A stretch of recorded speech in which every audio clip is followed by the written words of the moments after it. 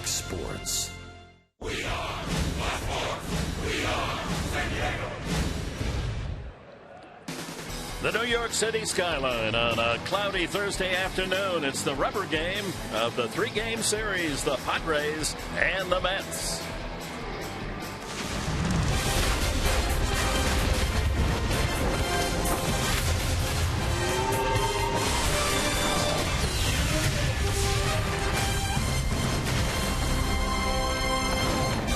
Last night against the Mets and Bartolo Colon, the Padres scored 6 runs in the first 3 innings. A 15-hit attack last night with home runs by Justin Upton and Yonder Alonso.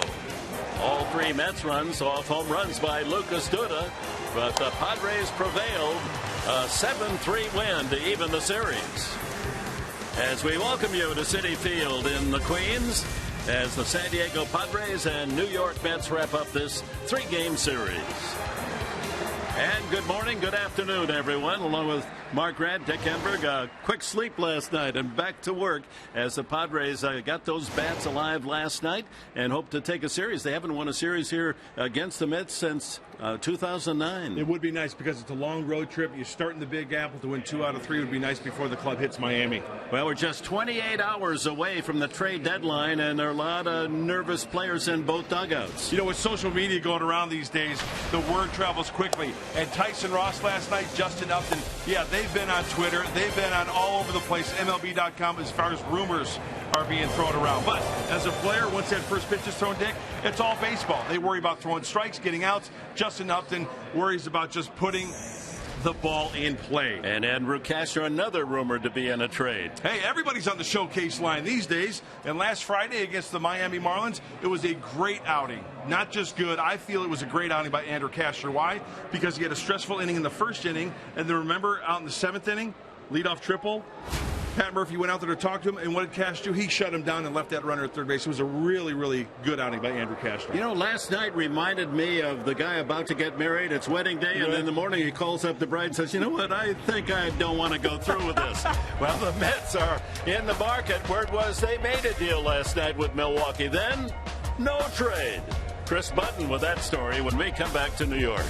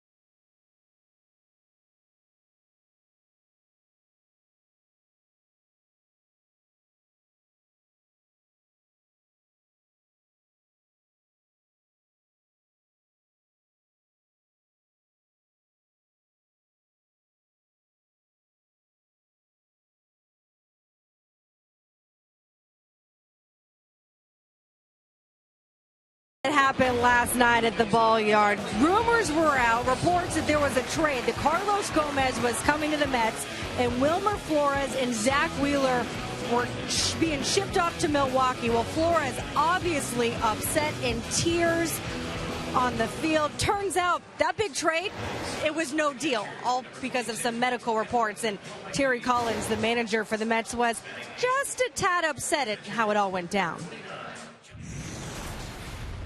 This kid comes off the field tonight. He hears he's traded. He's upset by it. And I don't know anything about it. So I went down and said, listen, I don't know what's going on, but you got a game to play. Everybody's got a telephone. Everybody's on it. I don't even know why anybody comes anymore.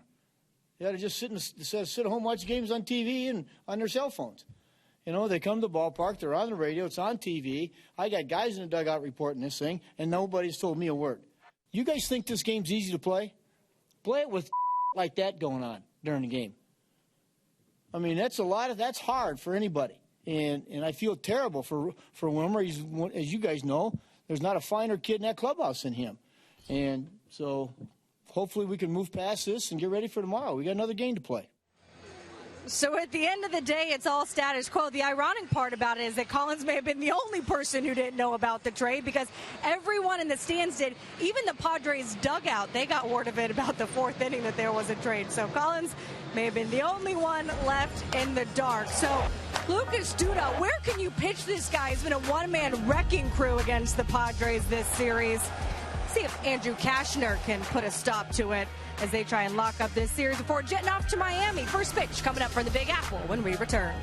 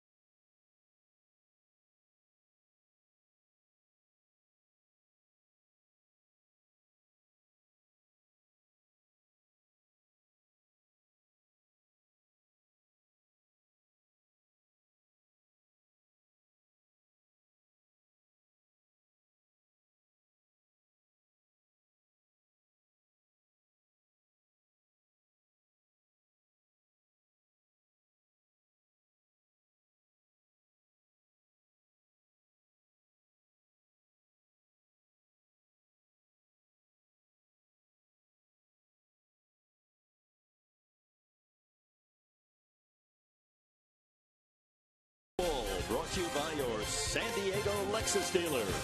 By Petco, what we feed them matters. By SeaWorld, discover the wonder of the sea. And by Kona Brewing Company, one life, right? Don't blow it. Mahalo. Ready to go, and fans, who are you joining forces with in Saquon's Pick the Stick? Weigh in on Twitter for a chance to win a free foursome of golf, courtesy of Saquon Golf Resort. Just hashtag I'm with, and the last name of the broadcaster you want to join forces with today. If they win, you win too. One random winner selected nightly and daily. Follow us at Fox Sports SD for more details. Mark Grant had the first pick today. It goes with Upton. I'll take Barmas, who's had some success against the left-hander Nice. That is Pomerantz with Kemp. Sweeney likes Solarte, and our leader for the season, Chris Budden, selects the rookie catcher Hedges. And let's check the starting lineup for Pat Murphy today. Brought to you by Toyota.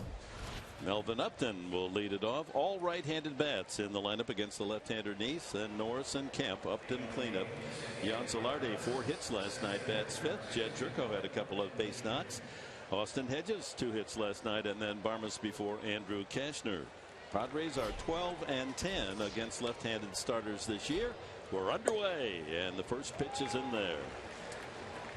Upton hitting .215 as a Padre, just 79 at bats, a couple of home runs. Yeah, maybe that's a good sign. You said 12-10. First pitch was at 12-10. There you go. A good omen for San Diego, hopefully. Hey, there's the Padre Brown, and on his feet, cheering on to win 2 out of 3 here in New York.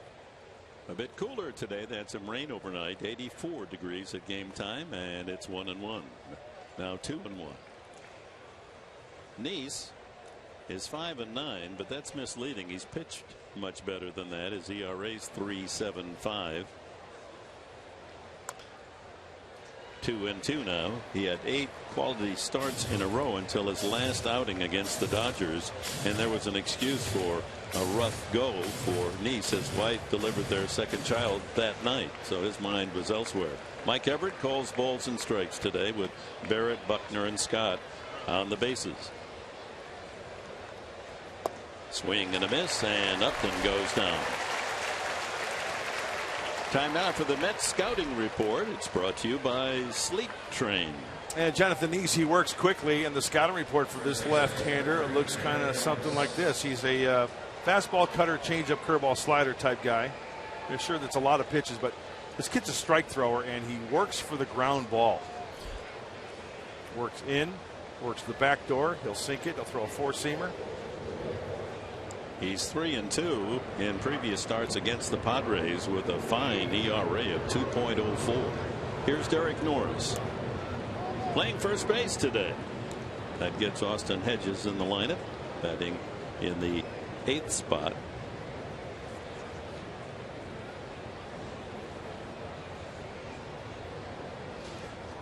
Norris rested last night. 2-0. Padres need his bat to awaken. His average has dipped down to 227.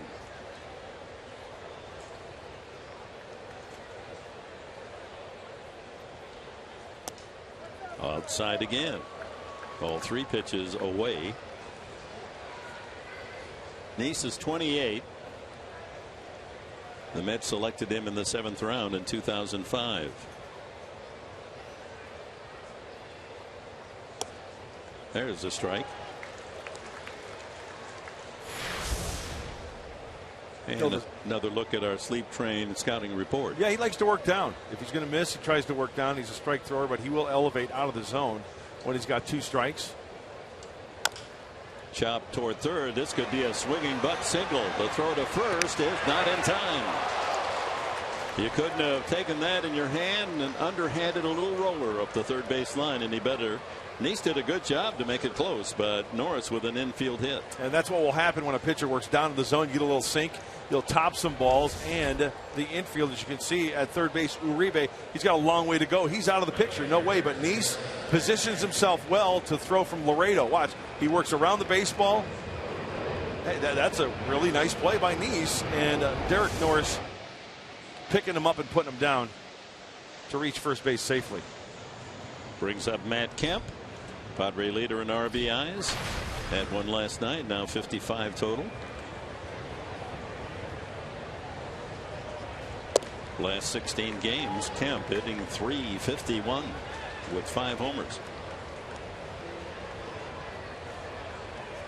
In his career has had good success against the Mets. In the dirt, 1-1.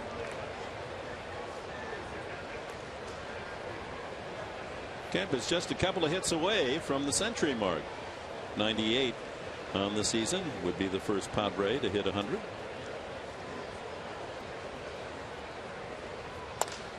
Line drive to the shortstop, back to first base, not in time.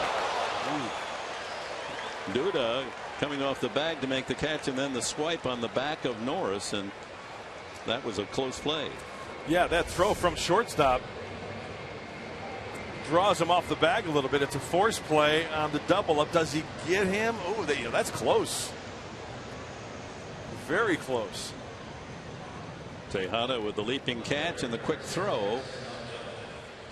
Boy, from that angle, I'm not sure if he got back to the bag, but no challenge yet from Terry Collins. Justin Upton, his 17th home run last night, goes with 17 stolen bases. There are only 2 players in the National League that can claim 17 and 17. The other, Paul Goldschmidt of Arizona. .393 average against Nice.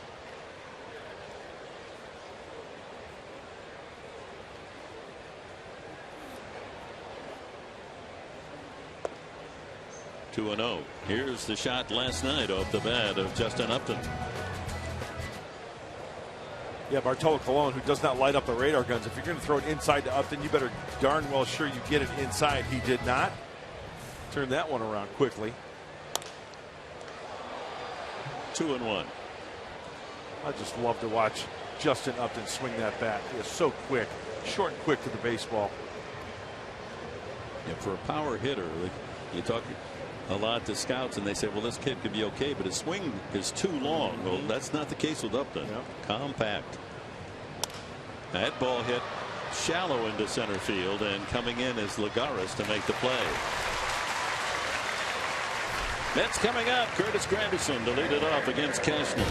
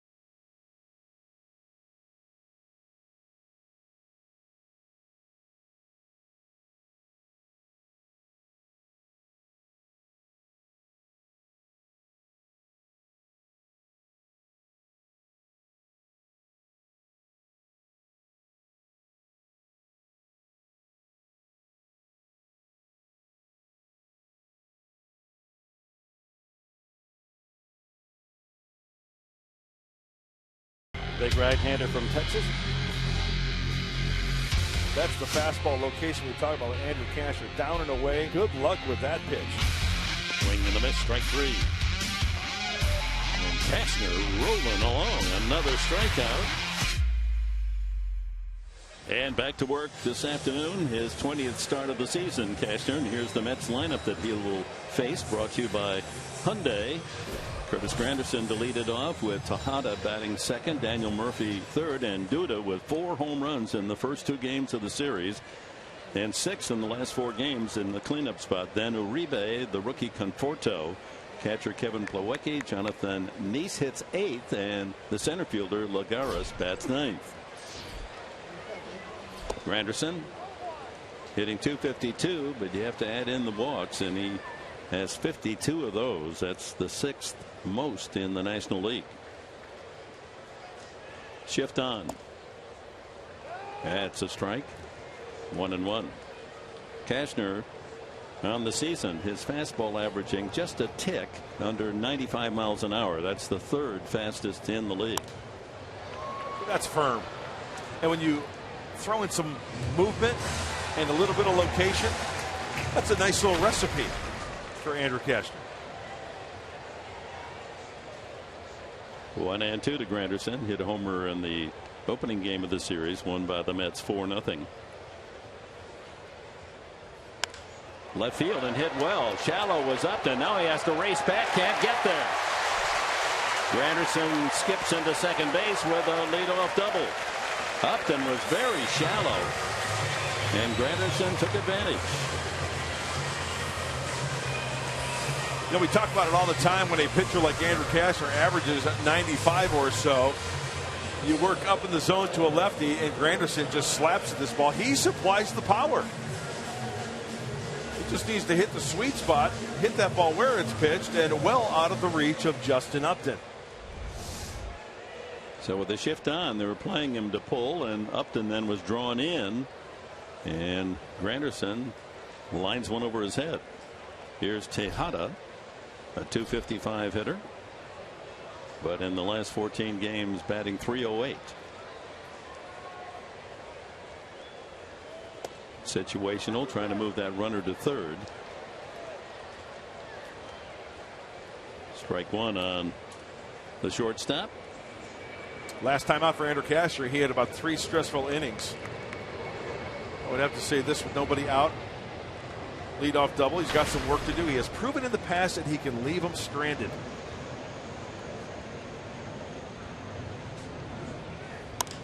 He goes to right field. That's falling in a hurry. Kemp makes the catch, tagging Granderson, and he'll move to third. Good play by right fielder Kemp.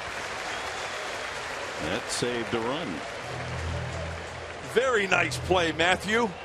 And this could have spelled trouble. This ball slicing off the bat of Tejada. If that ball gets by him, it's down in the corner. It's a run. Who knows where Tejada ends up, but the good first step, the extension. That's a nice way of picking up Andrew Cashner there, Matt Kemp. And a good read by Granderson, respecting the defensive prowess of right fielder Kemp. He went to tag. And here's Daniel Murphy, contact hitter, infield in. Solarte and Barmas on the left side, Jerko and Norris on the right side. Try to cut off Granderson at the plate. Tough man to strike out Murphy. And they don't strike him out, and that ball's deep enough. Melvin Upton with the catch. Granderson tags, and the Mets take a 1-0 lead.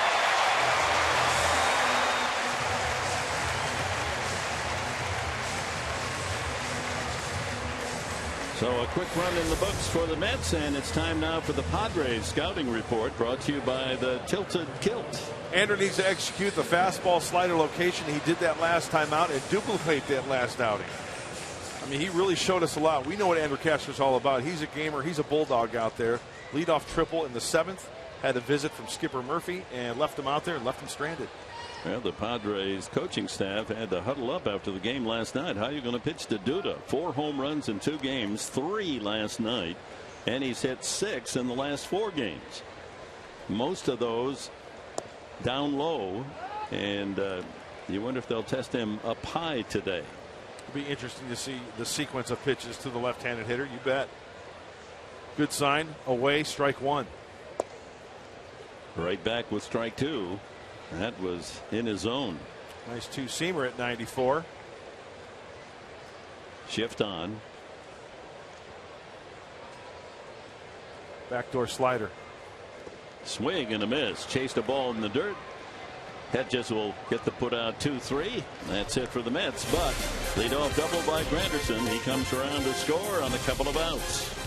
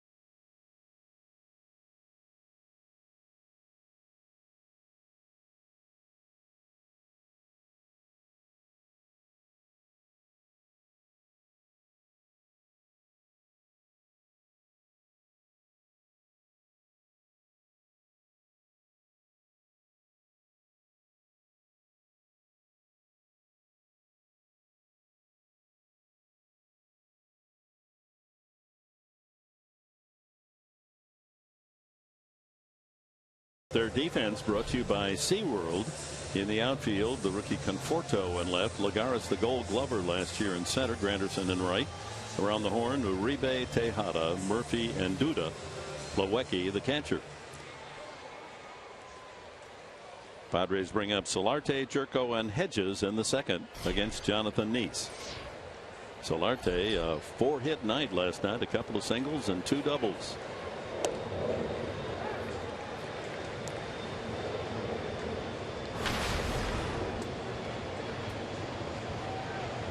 Air traffic into LaGuardia throughout the afternoon. Another high strike. 0-2. I remember hearing stories about Tom Seaver, your friend, pitching at Shea regarding the flight pattern. You know, a lot of guys would call time and step back. He preferred to pitch when the plane was coming in to just try to distract the hitter. I had heard a story that number 41, he used it to his advantage. The noise of the aircraft and tough to read. Little soft pop fly to Duda in foul territory, and Solarte is gone. A look at the keys to the game today, brought to you by your San Diego Honda dealers. Hey, hit a homer. Everybody loves the homer. Hit 1 or 2 when the Padres hit 2 home runs like they did last night, their 12-6 record, and cash in for the series win. If Andrew Casher can duplicate last outing, go 7 or maybe 7 more, win 2 out of 3 here in the Big Apple. Jed Jerko, the hitter, and a ground ball into right field, a base hit. Second Padre hit. Jerko going the opposite way.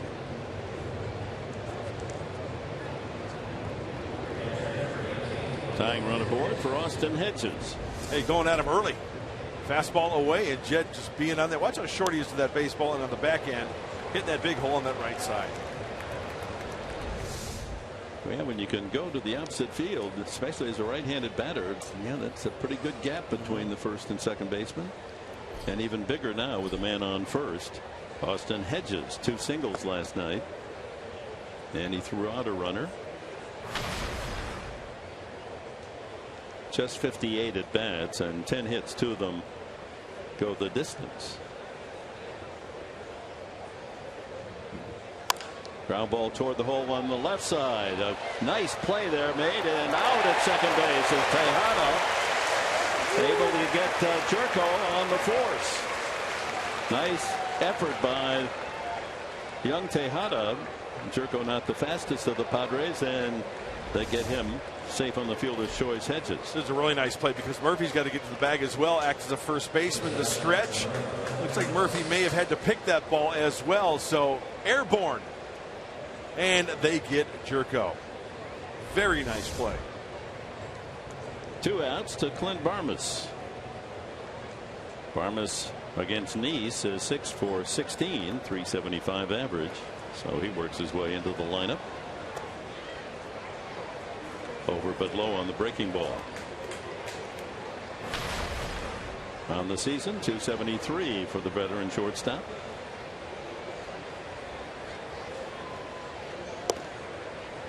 One and one. You know, the umpire behind home plate, Mike Everett, he kind of gives that fist bump in front of his body. So it's kind of tough to see sometimes because he's screened by either the catcher or the hitter. He doesn't give that called strike sign out to the right so everybody can see. Everybody has their own little technique, their own little style. Right. But it is helpful when the umpire goes to a lateral signal rather than right in front of his chest, because we're sitting behind the play. And Barnes goes down swinging. Padres leave a man, a base hit by Jerko, and that's it. 1-0 Mets.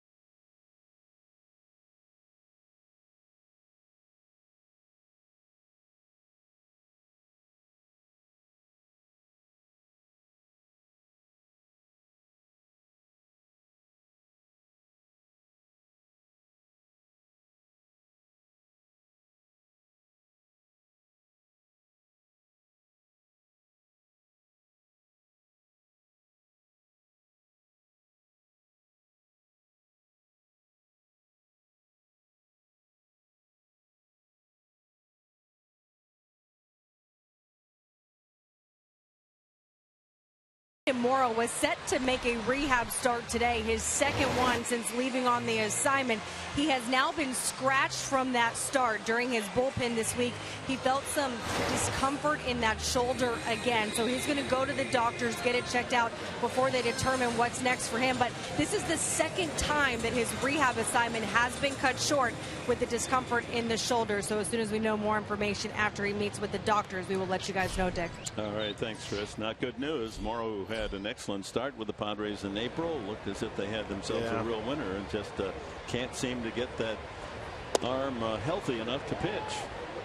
Juan Uribe starts it for the Mets in the second. Acquired from Atlanta last week.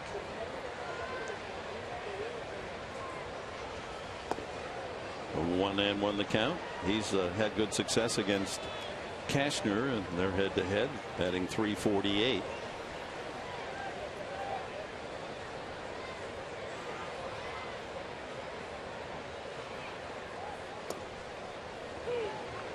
There's that good slider from Andrew. 1-2. Uribe, Conforto, and Plawecki in the Mets second.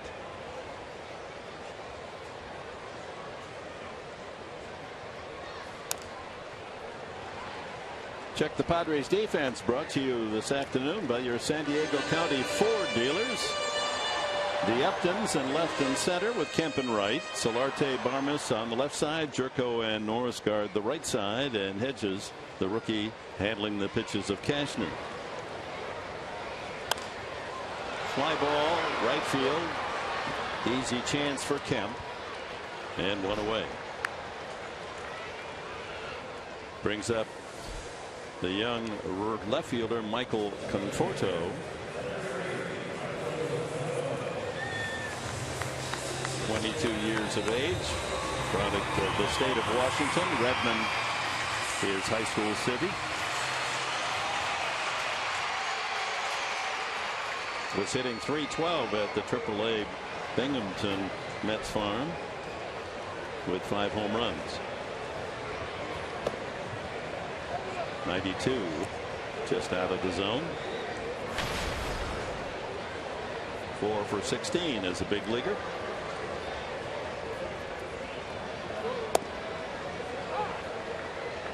1-1. Looks like Andrew has the ability to throw a couple different looking sliders. A tight one, and that one had a little bit more of a loop to it on the outside corner. You got a call there on the Fox Tracks, brought to you by Honda. Left fielder Upton. Couple of skips to his left for the second out.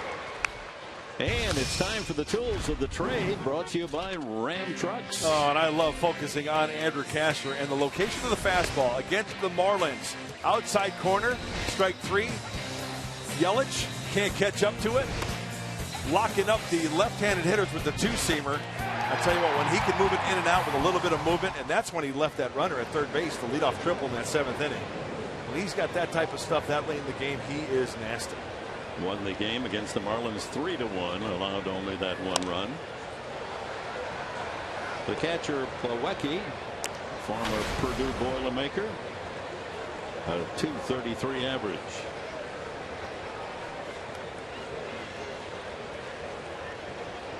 Travis d'Arnaud is rehabbing in the minors, the catcher for the Mets. They miss his bat. Good receiver d'Arnaud as well for the Mets. I remember he was first called up last year. Good mechanics behind the plate.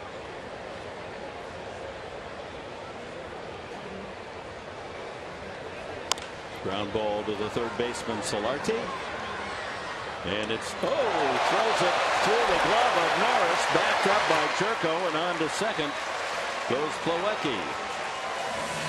Well, Norris, the catcher, trying to handle the bag at first base this afternoon and just couldn't squeeze that throw.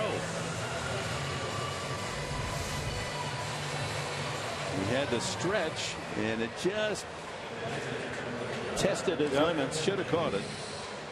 Yeah, to his right a little bit up, but still a catchable ball, no doubt about that. So an extra out for the Mets here in the second. Ground ball to short. Barmes gobbles it up. No damage done by the error. And we'll go on to the third inning at Citi Field in Queens with the Mets in front 1-0.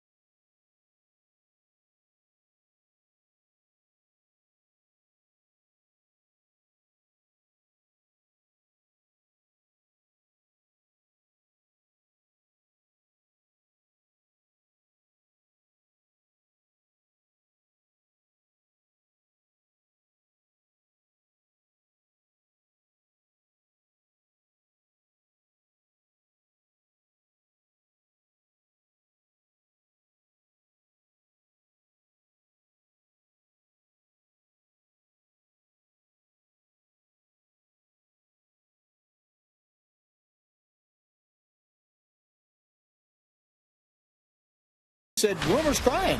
So why? Well, he got traded. To who? For what? I didn't know. I'm not trying to cause trouble here, but at that point, do you call Sandy or something? To get I just thought about or have someone call him on your behalf. You know what? I really think if it was all those things were a done deal, they'd have called me and said, take him out of the game. Nobody called me. So take him out. Finally, at the end of the game, we just said, hey, let's just get him out. We don't know what's going on. Let's just get him out of the game. Terry Collins confused and a little upset, as you might imagine, last night after the game with the report that Flores, the shortstop, had been traded. He was in tears when he was at the defensive position, and then after the game they announced that the trade did not go through with Milwaukee for Carlos Gomez. And you heard Terry Collins refer to Sandy, or the reporter referred to Sandy, the general manager, Sandy Alderson. And then, like Terry Collins, he's got a game to manage. Yeah. You can't be speculating on a guy crying in the dugout, and you know he's got to worry about it managing. Cashner, 2 strikes now on him. And then the top of the order, Melvin Upton and Derek Norris. Yeah, it's tough. 23-year-old kid. He's been brought up through the Mets organization, loves his teammates, and then suddenly, middle of the game, strike 3 taken by Cashner. 3rd strikeout for Nice. He thinks he's traded away, and then afterwards, the relief that he wasn't. Here's a trade that did consummate. Rangers acquiring the left-hander Cole Hamels. Howard Hamels' last appearance as a Phil, a no-hitter. Jake Diekman also goes to the Rangers for a bunch of minor leaguers and left-handed pitcher Matt Harrison. Upton struck out his first time. You know, that one kind of surprised me. You know, Texas being 8 games out. Yeah. And I know there's always the wild card chances, but still, that's going to bolster the rotation, no doubt about that. But it's good news, though, for the Padres. He's in the American League and not with the Dodgers or Giants. And the Padres have already played the Rangers, so right, right. Interleague play. Another swing and a miss, 1-2.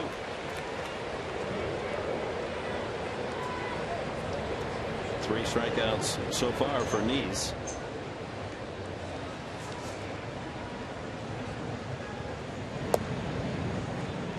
Floats one outside.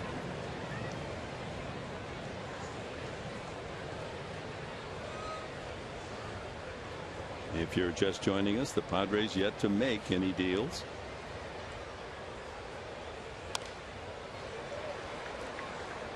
Yeah, Texas is 4 games out in the wild card. Their record is 48-52. So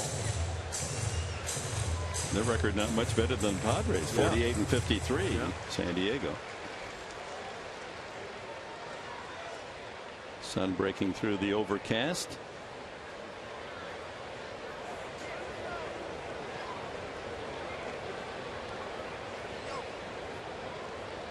Of course, the Rangers could be thinking long term as well next year. Another strikeout.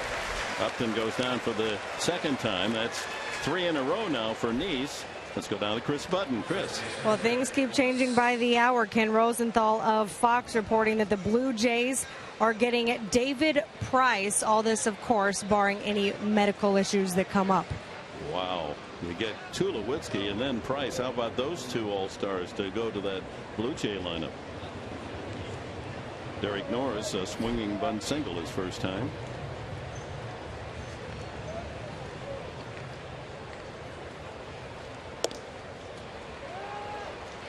Nice hitting his spots, working the corners, high, then to the knees.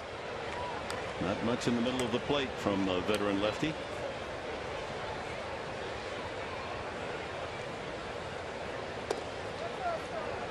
You know, Nice was destined to be a New York Met. He was born on October 27th, 1986. Wow. That was the very night the Mets won the World Series. That's pretty cool. 1 ball, 1 strike to Norris. Right field, base hit. Norris 2 for 2. Padres have had a hit in each inning. Tying run on for Matt Kemp.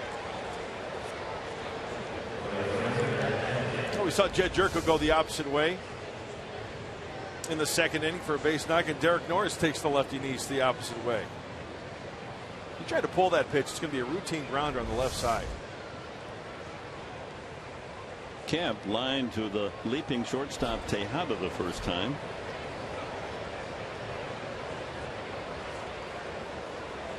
.59 games, a .330 average, and 8 home runs against the Metropolitans for Matt Kemp.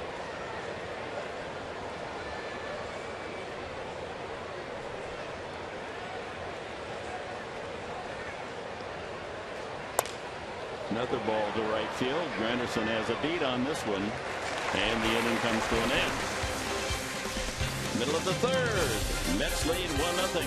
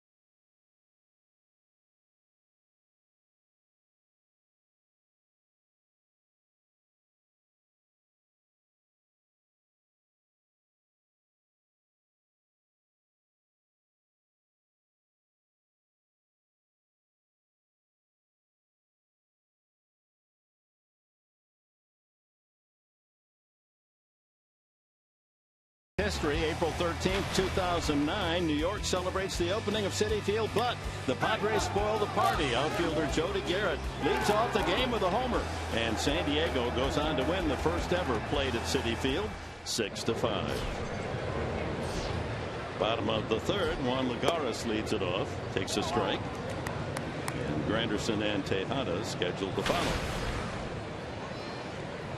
.255 average for the outstanding defensive outfielder. 1-1. Runs are precious for this New York Mets team. They've scored less than any team in the National League. They've scored 3 or fewer 9 of the last 12, including last night. But they're only 2 games out of first place in the East. Washington Nationals in that top spot. You know, this Mets team kind of reminds me, excluding the place in the standings, the Padres last year. Bottom of the barrel as far as offense was concerned, but boy, they were 1-2 ERA collectively for a long, long time. As we take a look at bright future for DeGrom and the Mets, their rotation. Young Syndergaard shut out the Padres in Game 1.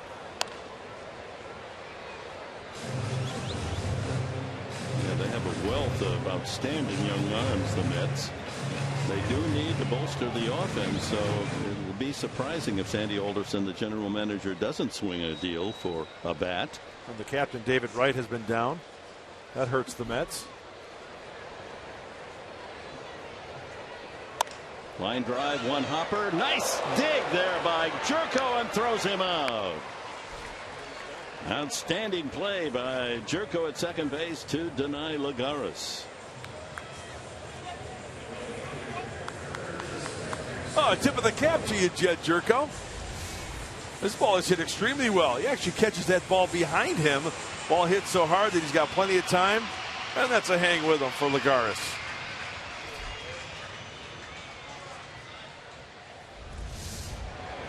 Brings up the leadoff man, Granderson. The only hit off Cashner. A line drive over the head of Justin Upton to lead off the first inning, and came around on a couple of fly balls for the Mets run. High pop up left side. Solarte waiting for it to come down. And that was a big league pop up. 2 away.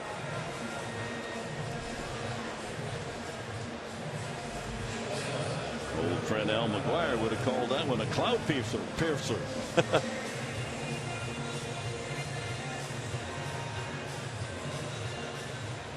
Here's Tejada. Good play made by right fielder Kemp on his dying line drive back in the first inning. But he got the jump done. It moved Granderson over to third where he scored on Murphy's fly to center.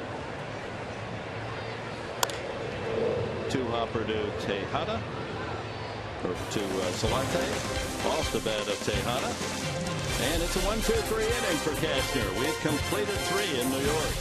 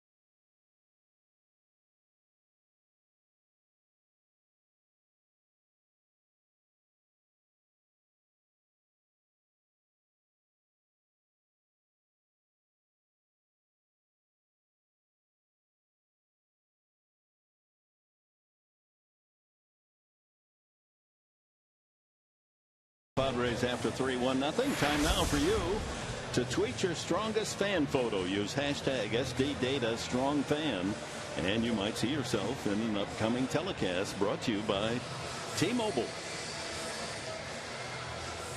Top of the fourth, middle of the order for the Padres. Justin Upton, Jan Solarte, and Jed Jerko to hit against Jonathan Neese.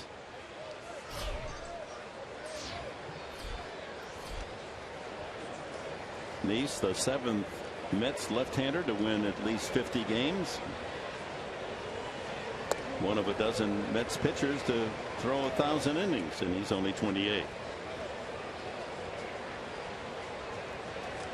Upton fly to center his first time.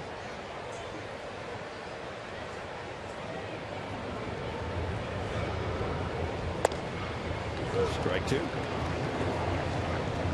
Hitting the corners. Yeah. Boy, the cut fastball is such a good pitch if you can throw it and locate it, like Jonathan Neese trying to bury that last one in. And he strikes out Justin Upton. So it's 5 already punch outs for Neese. Well, I hate to say it with the Padre up in the batter's box, but for Jonathan Neese, that was in uno dos adios. We told you about the fastball. We told you about the cutter. First pitch looked like a changeup down and away. Counters with the cutter up and in, and then just a straight fastball elevated up in the zone. Solarte fouled to first. His first at bat. And there's the arsenal. A lot of pitches. Heavy on the fastball, loves the cut fastball at 22%. Nice stop by Uribe at third. And there's 2 away in the 4th. Our closed captioning for today's game is brought to you by Wiener Schnitzel. Jerko single to right field, his first at bat.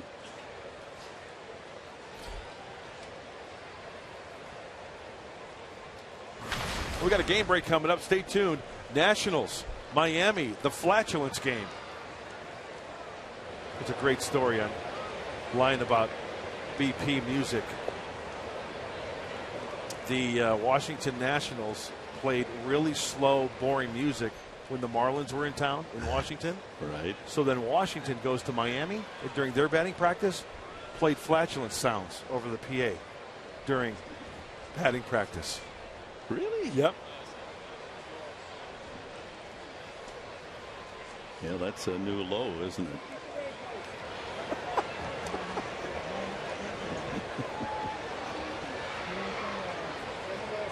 I guess that puts the Marlins behind the curve, huh? Yeah. 1-1 to Jerko. Man. Boy, Neese is tying up the Padre hitters.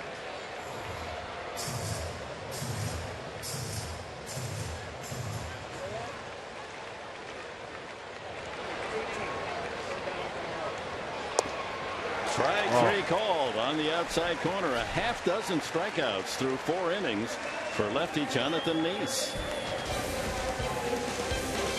Outside in. 1-0 Mets.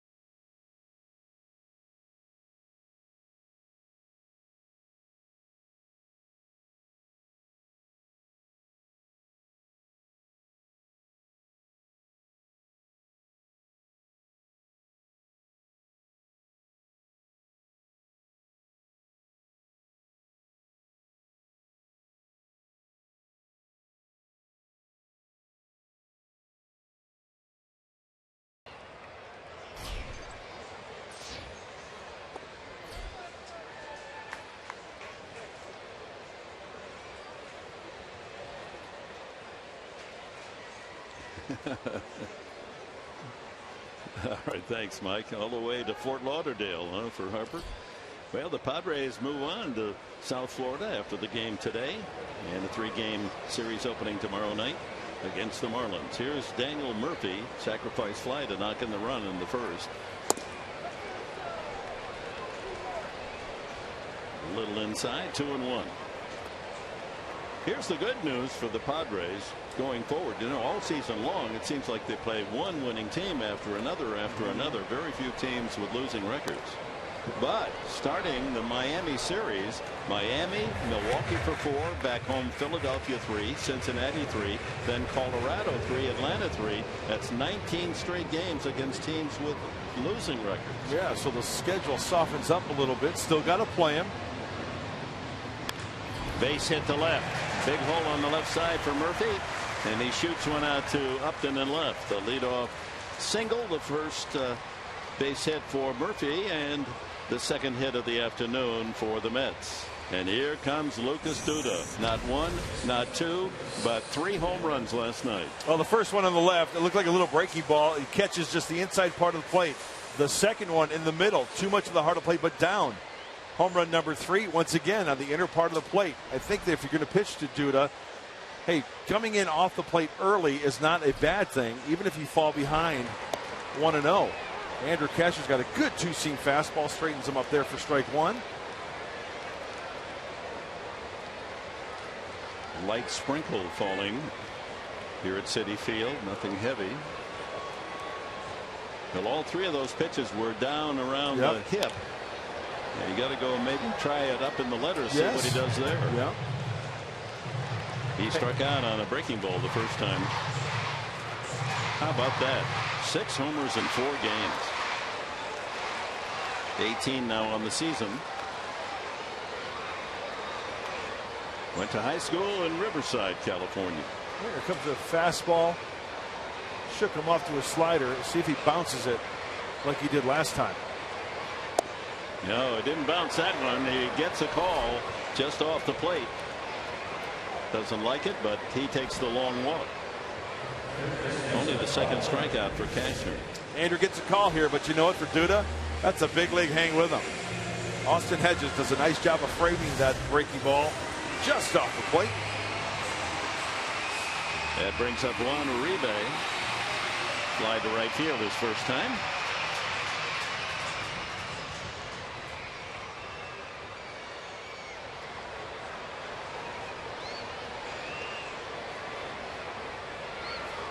Back to the mound. Cashner drops the ball. Now he has only one play.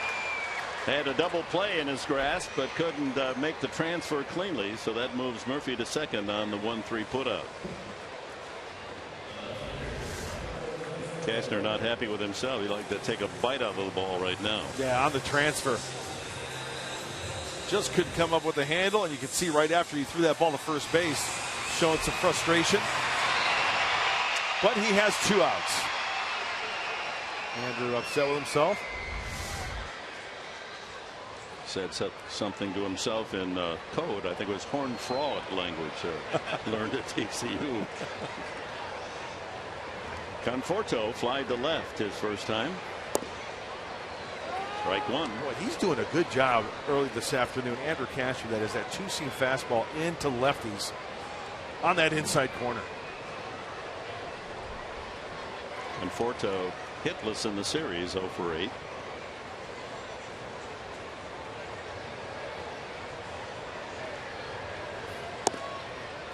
One and one.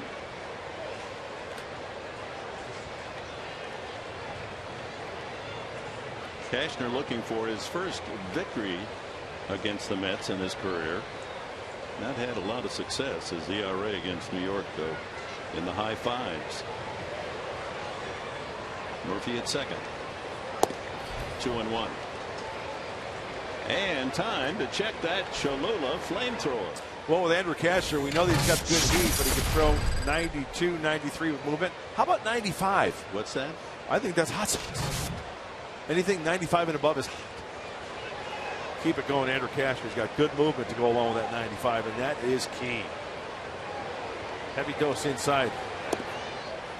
3-1 now to Conforto with the catcher Plawecki on deck.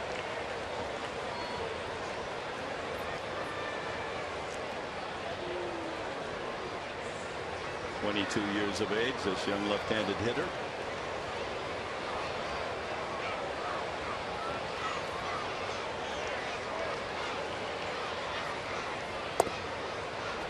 Three and two. Now official, the Blue Jays have acquired David Price from the Tigers for 3 minor leaguers. Boy, the Blue Jays making 2 strong moves to get the outstanding lefty Price and Tulowitzki, who broke in with a 3-for-5 and a home run last night, and the Jays win. Fly ball to center. Melvin Upton right there.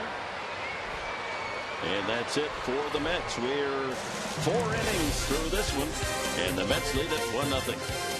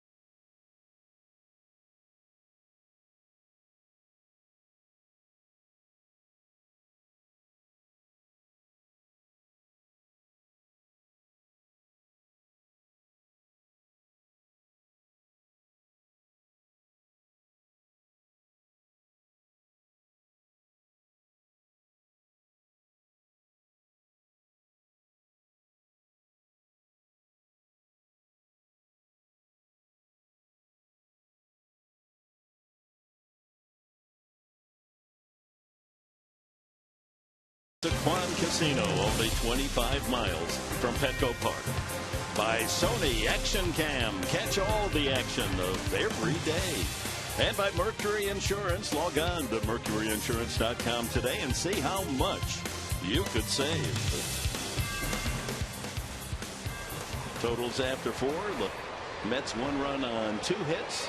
Padres no runs, 3 hits, 3 singles against Jonathan Neese.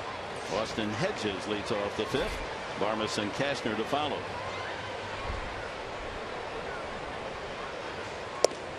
Breaking ball in there.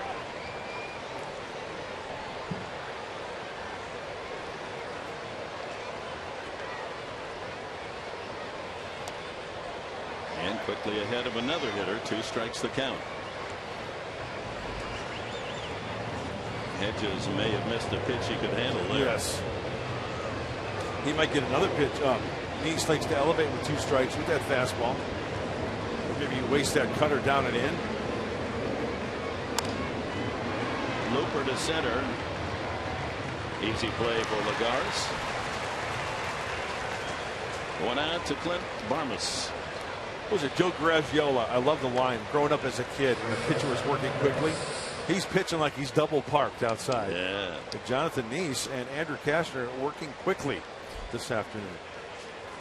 I love to listen to Joe back in the day when I was a kid.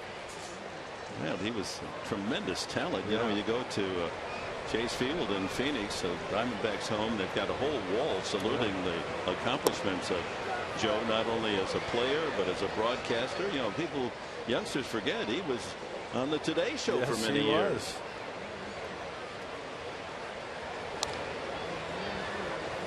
Borrowed a lot of good material from his pal growing up, Yogi Berra in St. Louis. Yes.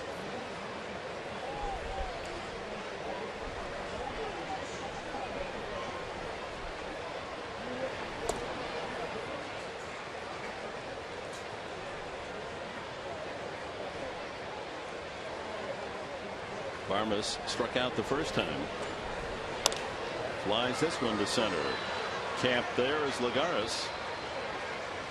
And another easy out to center, 2 away to Cashner. Hey, baseball fans, Monday at Fox Sports San Diego, don't miss a moment of Dick Enberg's Hall of Fame weekend on Spotlight.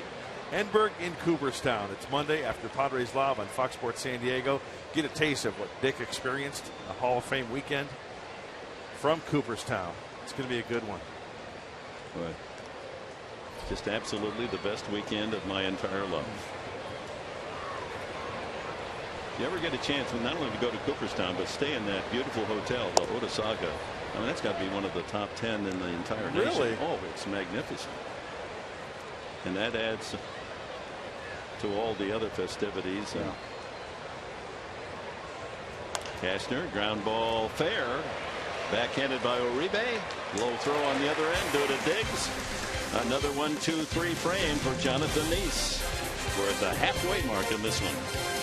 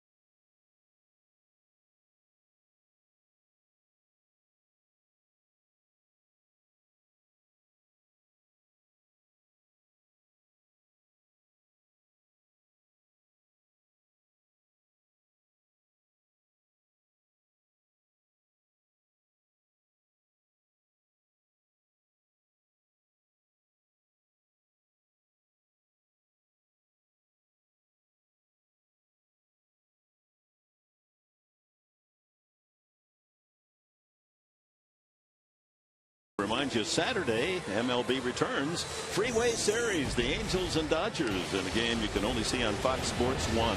Coverage begins 12:30 Pacific on Fox Sports 1 and streaming live on Fox Sports Go. And then a doubleheader. Join us here on Fox Sports San Diego at 3:30 for the pregame show.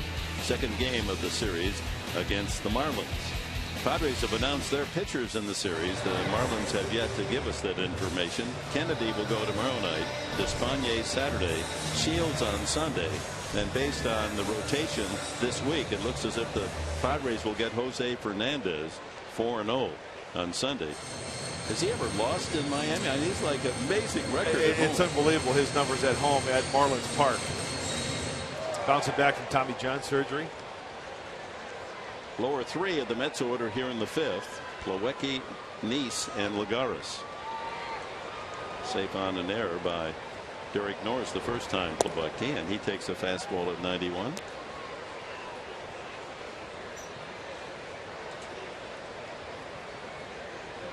Only 48 pitches for Andrew Cashner. Swing and a miss. You know, a couple of keys today for Andrew up to this point. Good movement on the two-seam fastball and the location of the slider and that slider. Sometimes Darren Balsley, the pitching coach for the Padres, says that slider can get a little bit too big. Getting on top of it too much and working around it for a tighter break.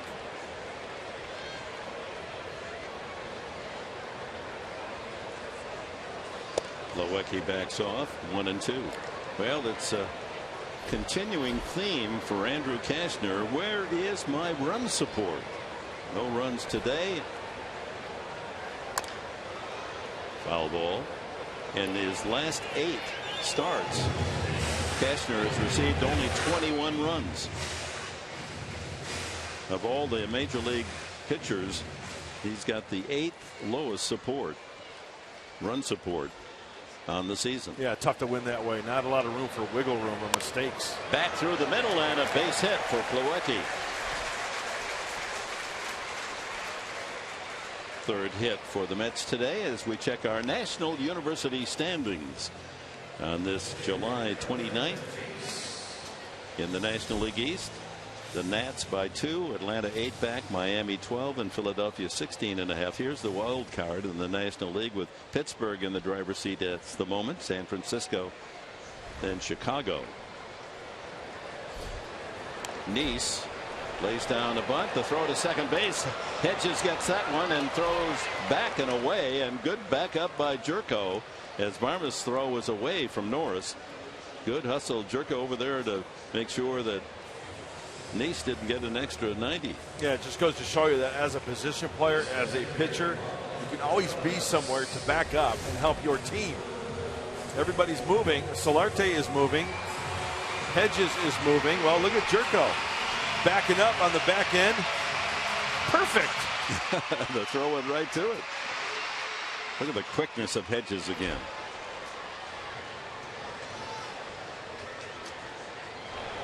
Like a cat. Straight from the ear. So safe on the fielder's choice, the pitcher Nice, and here's Lagares. Hit taken away from Lagares the last time up. A diving play by Jerko into the hole at second base.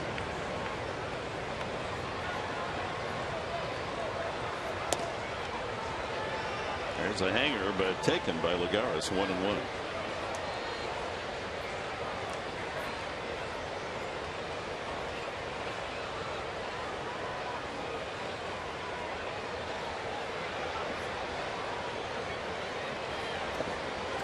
Dick, we talked about Austin Hedges and being quick, and you knew him better than anybody. But what was John Wooden's quote? Be quick, but not too fast. Or be quick, but don't hurry. But don't hurry. And I think that really is a way to describe Austin Hedges, because he's very quick with everything, but he didn't overthrow that last throw down to second base. That's a good one. Be quick, but don't hurry. I like it. Yeah, that's be in control. Right. And in that case, if he had not been quick from behind the plate, the ball lands, then it's going to be a very tough play. Probably wouldn't get the out at second. 3-1. Fastball 95. Cashner with a couple of strikeouts, no walks. And Nice, the pitcher, now with the fielder's choice, having to stay out on the field and not the comfort of the dugout. Oh, ball 4. There is the first walk. That pushes Nice to second and brings up the leadoff hitter Granderson. And a reminder that today's game is presented in HD by Sony 4K. First inning leadoff. Granderson doubled over Upton's head. Moved to third on Tejada's fly and scored on Murphy's sacrifice fly.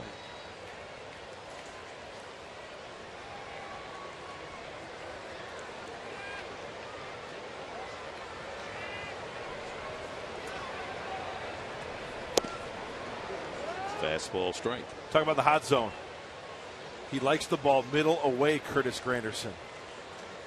Remember that double to lead off the game? It was up a little bit. 25 hits.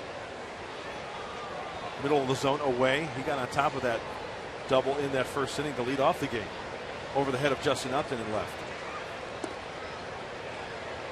Hits out of that coiled stance. Springs the ball.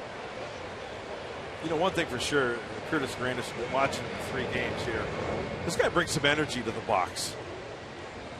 He brings some energy on that field for the Mets.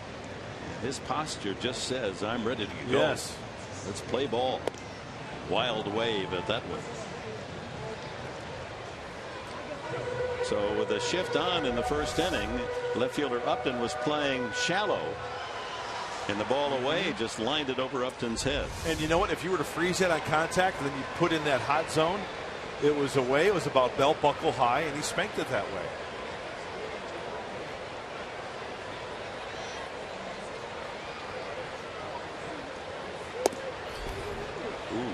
pitch. 1-2-2, 95, and let's see where that pitch is. This is the hit we were talking about earlier. So it's about belt buckle high, right? And look at belt buckle high, 25 hits. Taking it that way. Now rack that up to 26.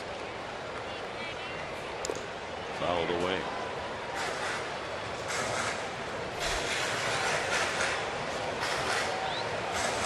Well, the Mets got off to such a great start this year. They went on a winning tear, 10-0 in their first homestand. Since then, they've been well below 500, but it's kept them close to the Nats. They're 52-49 at the moment. That ball is hit high and deep to right center field, going and gone. The second home run of the series for Curtis Granderson, a 3-run shot. And that'll polish the apple. The Mets now lead 4-0. 16th homer of the year for Granderson.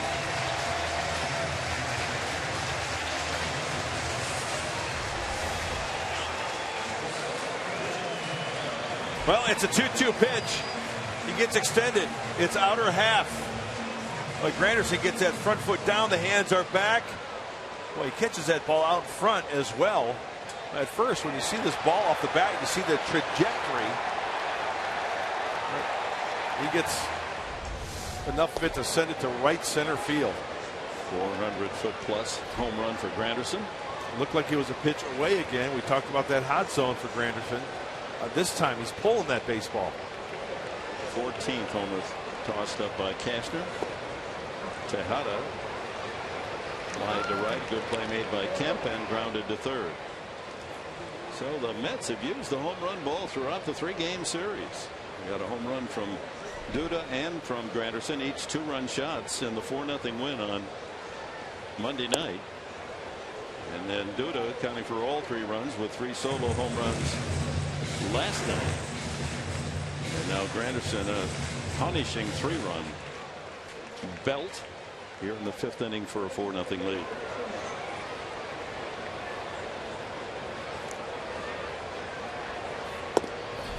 On the outside corner, strike 3.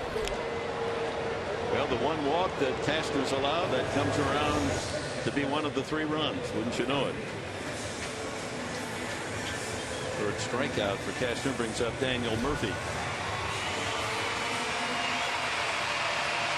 Now it's about bouncing back for Andrew after that pitch to Granderson. And as a pitcher, you have to erase that from your hard drive. Concentrate on the next hitter. Step 1 taking care of Tejada with the called strike. Murphy enjoys day action. He has the 6th best average in the National League in day games, hitting .333, and that's proven out today. A sacrifice fly and a single. And lines this one to right on Keurer. On his way to second as Kemp digs it out. 2 for 2 and a sacrifice fly for Murphy.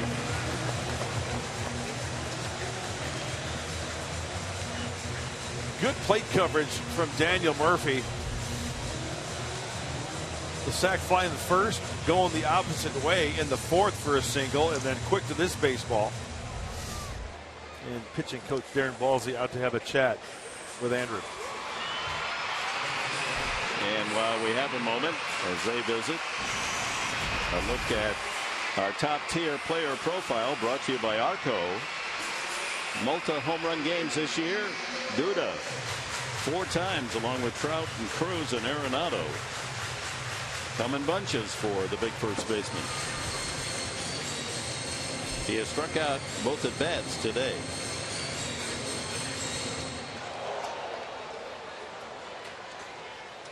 Yeah, Andrews made short work of Duda this afternoon.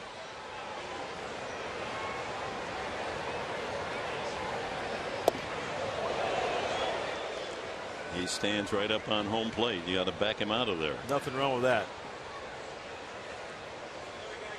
When the Mets score 4 runs this year, and they don't that often, but they're very successful when they do. 41 times they've scored 4 runs or more, and they've lost only 5 of those games. They've got 4 now 4-0 lead. So the hill was going to be tough to climb now for the Padres, the way Nice is pitching, but plenty of time to go. I love it how Andrews doubling up with the fastball. First pitch moving his feet, second pitch going right back in there. Pitching him up. Hey, the home runs were down, right? Andrews got a plan. He's pitched him very well up to this point this afternoon. In the inning, Plawecki led off with a single. Nice trying to bunt him over was safe on a fielder's choice. Lagares walked, and Granderson with a punishing 3-run shot to right center for a 4-0 lead.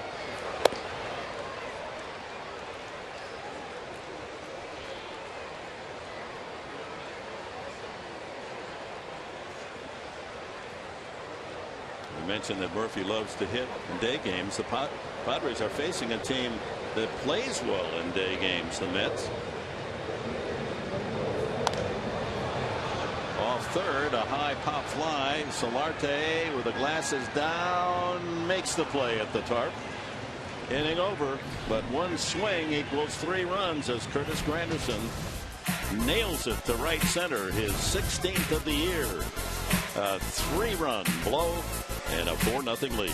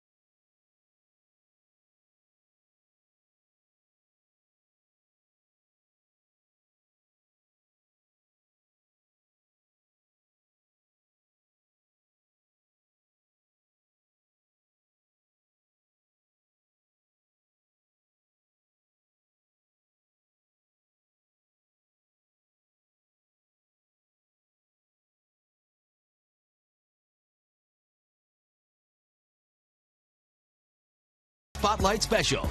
Learn a little bit more about your Padres right fielder. Everybody's nice out there, and not a lot to do. Just play sports. Football, basketball, baseball. That's pretty much all I did growing up. He was pretty rough, but he wasn't trying to be. He wasn't mean. He wasn't mean-spirited. Camp, of course, an outstanding high school basketball player recruited by the University of Oklahoma. Melvin Upton starts it for the Padres in the 6th inning. They need 4 to get even. Upton has struck out both times. And Nice now pitching with the comfort of that 4-run lead. He has struck out 6 and has not walked a man, allowed 3 singles. 1-1. Well, I was hoping that these Padres were going to get to Nice early this afternoon because the 9 home games, his ERA is over 4.5. 3-4 record here at Citi Field. But he's found a groove, and he's got 4 runs to work with. Derek Norris, who has 2 of the 3 hits, is on deck, and then Kemp.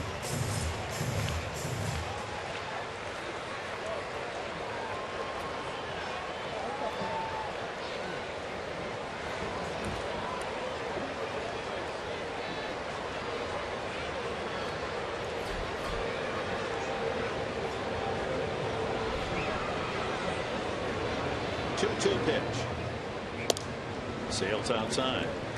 Padres need base runners, and Nice has been stingy. No walks, 3 singles.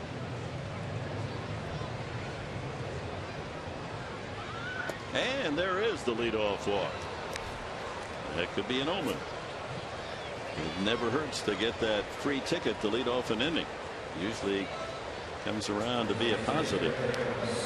Norris 2 for 2. Yeah, majority of the time he's working out of the windup this afternoon. So third time around for these Padres. Got a good look at the left-hander. Get something going here.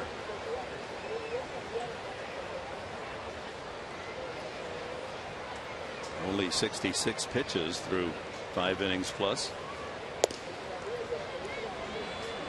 Misses high. And catcher Plawecki going to go out just to settle him down a bit.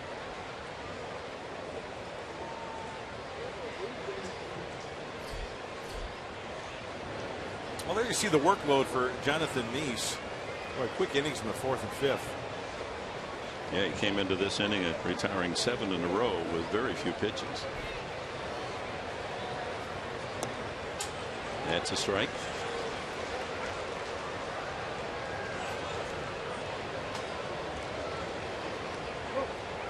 Well, he is a strike thrower, Jonathan Neese. There's a big hole on that right side. Got some speed on first base. Chop to the first baseman and over his head. And on the third goes Upton. On the third hit of the day for Derek Norris. Pounded that one off the dirt around home plate and kangarooed it over Duda's lead.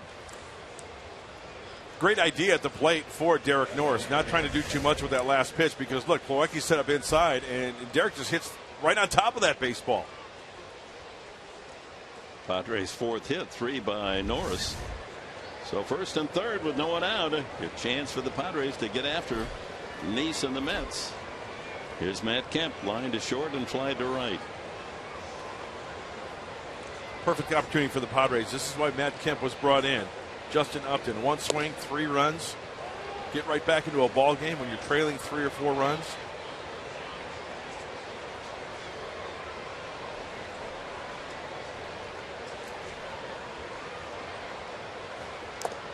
Fouled. 0-2.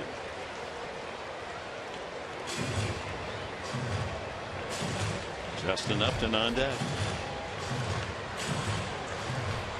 Padres home run hitters due here in the 6th with 2 on, no one out.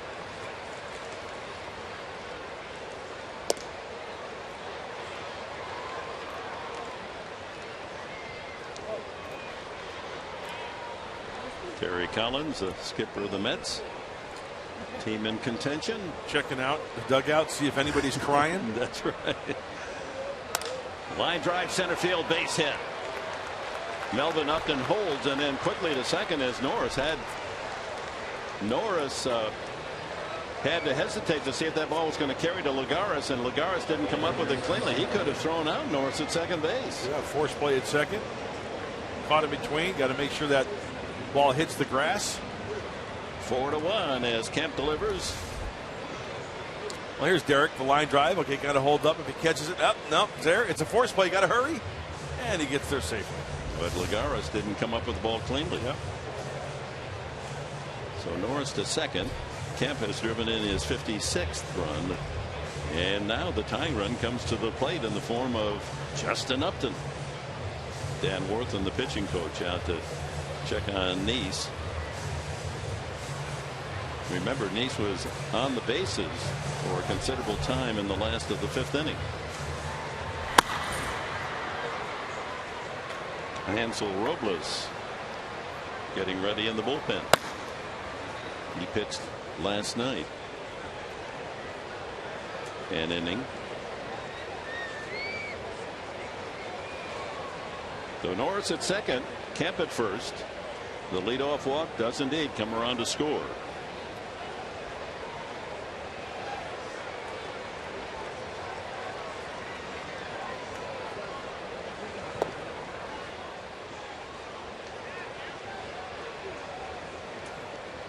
Fly to center and a strikeout for Justin this afternoon.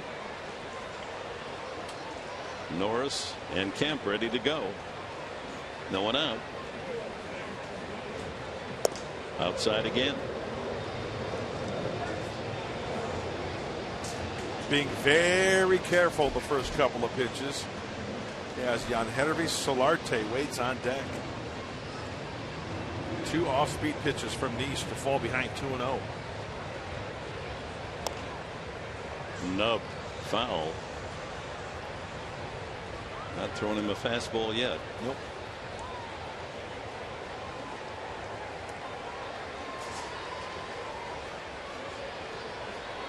So the action pitch coming up, 2-1. Upton walked, moved to third on the Norris bounding single to right, scored on Kemp's liner to center. 3-1. There's the fastball, but not in the strike zone.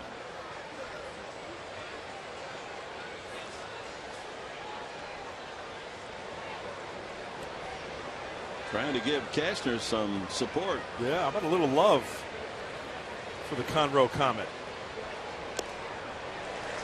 Another fastball. He challenged him just off the plate. 3-2.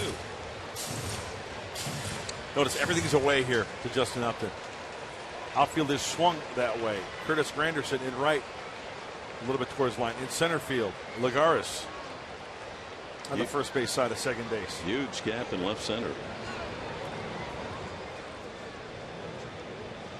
There's that gap you're talking about. That could get a couple of runs in.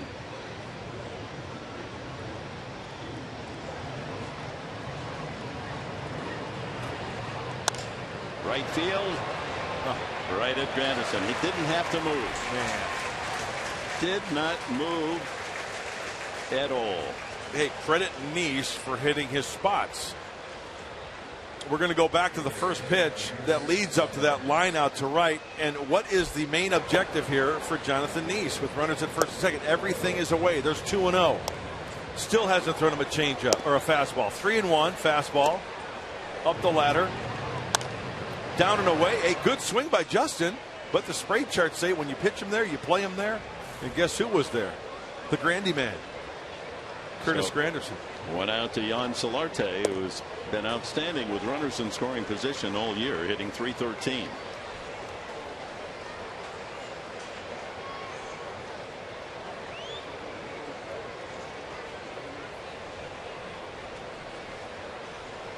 Fouled out and grounded out this afternoon and falls behind 2 strikes.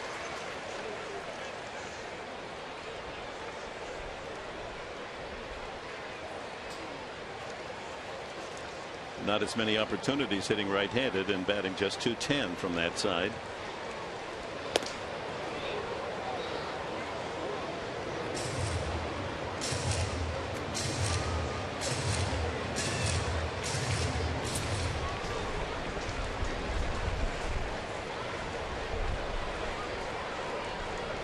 Jan up in the box, unlike a lot of hitters on that back line. Rolled to third, charged by Uribe, can't make the play, and the bases are loaded. That's the do or die, charge in bare hand and try to throw, couldn't come up with it. An infield hit for Solarte. Oh, the base is full. Padres have the tying run aboard. That's what happens when you have a pitcher working down to the zone. Uribe playing back, can't come up with it. The Padres are coiled. It is now time to strike. This is the perfect opportunity. Third hit of the inning brings up Jed Jerko. Single to right and took a third strike.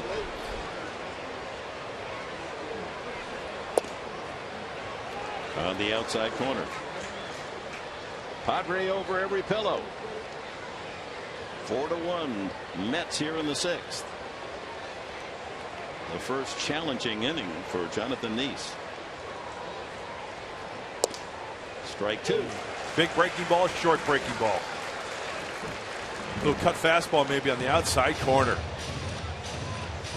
Norris, Kemp, Solarte aboard. You can do one of two things here. Bounce one or elevate as he's done before. Went down into the dirt on that one. 1-2.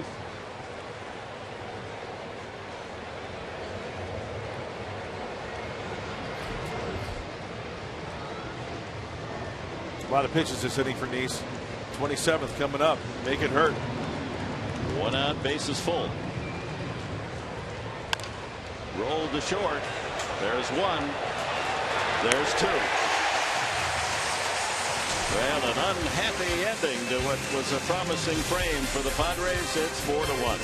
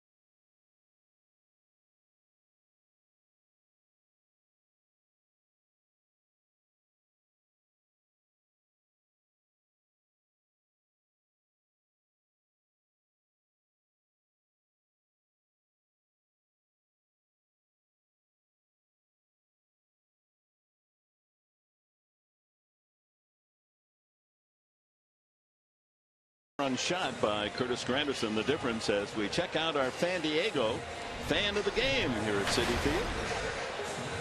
Well attired. No question about his allegiance, nor his. Yeah, a lot of Padre faithful here in NYC to try to root on their Friars. Terrific opportunity in the top half of the inning goes by with only 1 run scored. Uribe, Conforto, and Plawecki in the New York 6th inning. Uribe has flied out and grounded to the mound.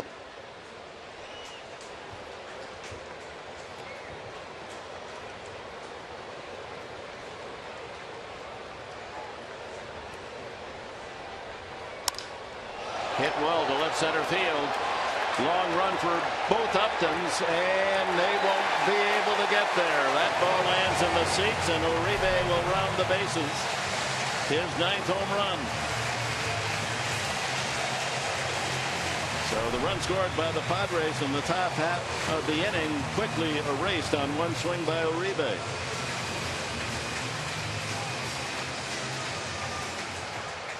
.5-1 New York. Looked like a fastball out of the hand of Andrew, and it leaks middle end. I think he wanted to try to tie him up a little bit more. You know, Juan Uribe is a hitter that's got a slider speed bat. If you hang him a slider, he may have been looking for the fastball, the 1-0 count. Andrew just didn't get it in enough. Just a row back in the, what is the mounts to the Padres jack deck, the deck area out in left field. Conforto has flied out twice.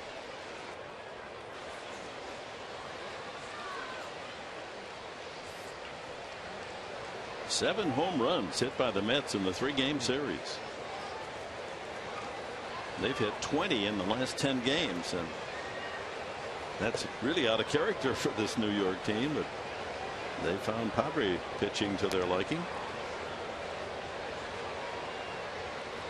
Yeah, the Mets 9th in the National League in rankings in the home run category. So, like you said, Dick, it really hasn't been part of their game all year. 2-1 now to Conforto. Sean Kelly getting loose.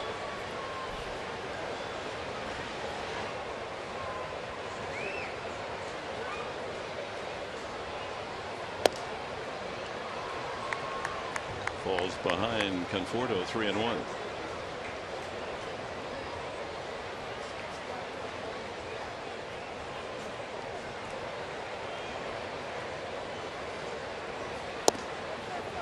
And he walked him. So leadoff home run Uribe, and now a walk to Conforto. Chris Button, what do you have for us? Well, Dick, Michael Conforto making a name for himself up in the big leagues, but his trophy case back at home already has a bunch added to it. He was part of the Little League World Series in 2004, and then a 2-time Pac-12 Player of the Year as a Beaver with Oregon State. And then his mom's racked up some awards, as you mentioned yesterday. His mom, Tracy, a 2-time Olympic gold medalist in the synchronized swimming. Thank you. And, of course, his dad, as we mentioned, a linebacker for Joe Paterno at Penn State. So he does have athletic genes. Plawecki, the catcher, his single leading off the last inning, lit the fuse on a 3-run inning thanks to Curtis Granderson's home run. I tried synchronized swimming once, but when I got in the pool, all the water came out. So there was. Yeah, but you can do those, headstands in the water better that way because you don't, get the water in your face. Right.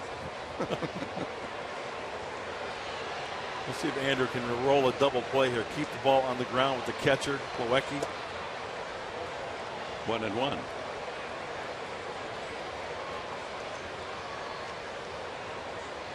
Four to 1. The Mets were leading coming into the inning, and Uribe has lengthened the lead 5-1 on his 9th home run.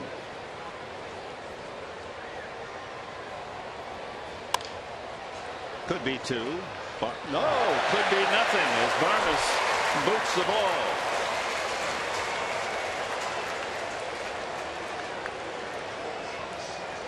Well, it happens to the best of them. Clint Barmer is pretty sure-handed out there at shortstop. Sometimes on the transfer you can't find that handle as we take a look.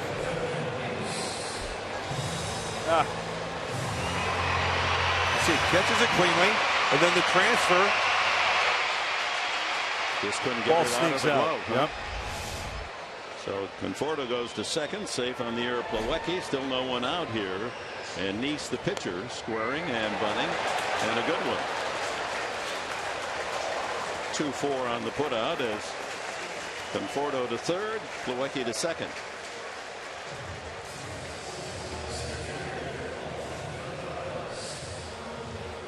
Brings up the number 9 hitter, Juan Lagares.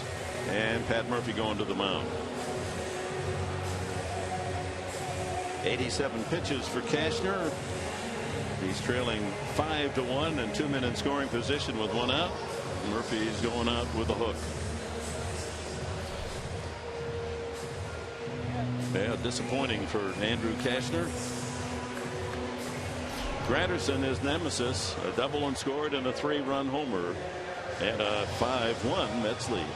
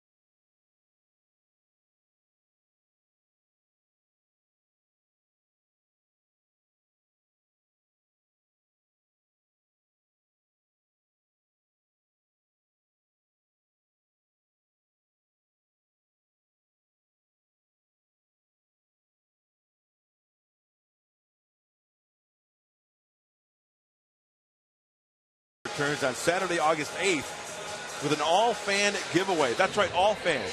Fans will receive a Templeton or Santiago throwback replica jersey presented by Fox Sports San Diego. Catch the Padres take on the Phillies at 5:40. leave wearing the Padres throwback brown and orange.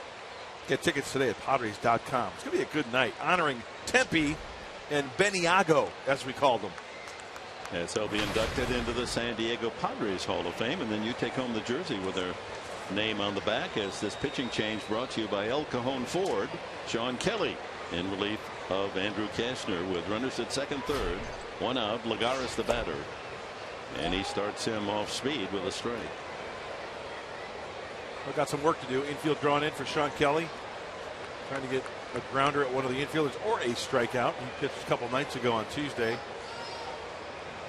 An inning, a hit, and a run. Conforto at third was on with a walk, and Plawecki with a error. Line drive caught by Upton. Throw to the plate will be late, and it's 6-1. Lagares with a sacrifice fly.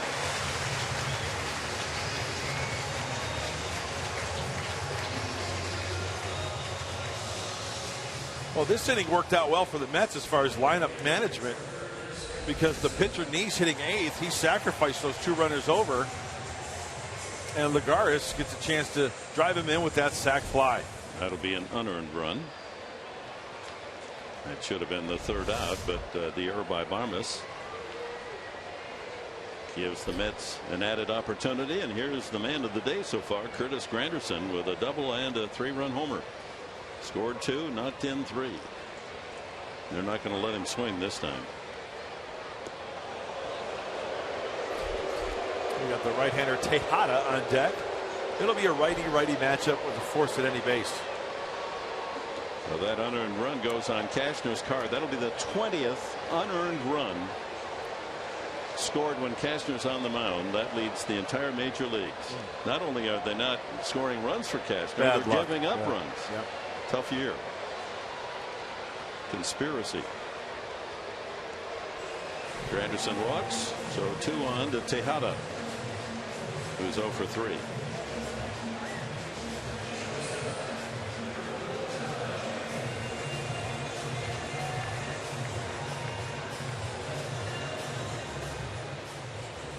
Manager Murphy with Dave Roberts going over the potentials as we move ahead.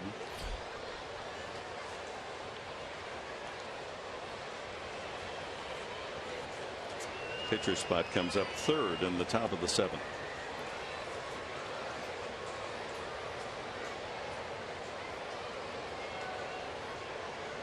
Plawecki at second, Granderson at first.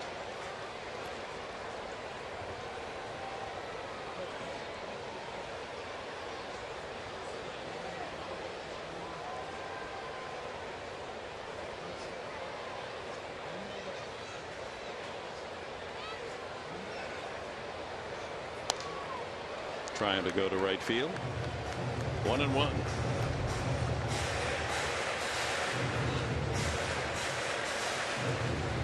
Padres took 2 out of 3 from the Mets at Petco. Mets trying to return the favor this afternoon.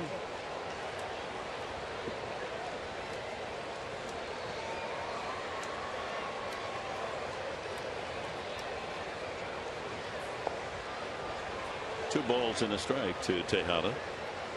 Daniel Murphy on deck.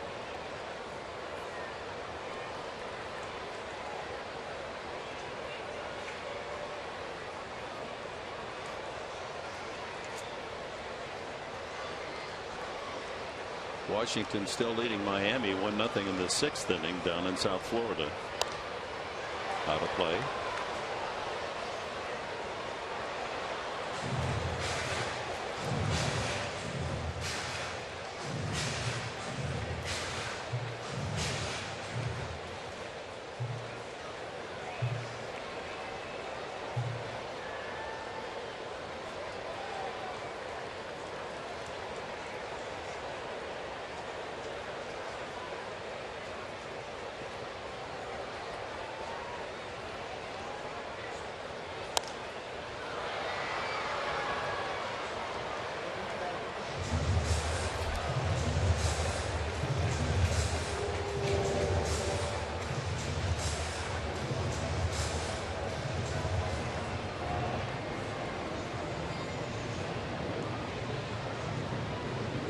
So the opener won by the Mets 4-0. Padres came back with a 15-hit attack, a 7-3 win last night.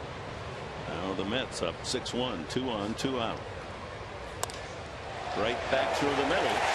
Here comes Plawecki around third. Upton's throw, not in time. 7-1.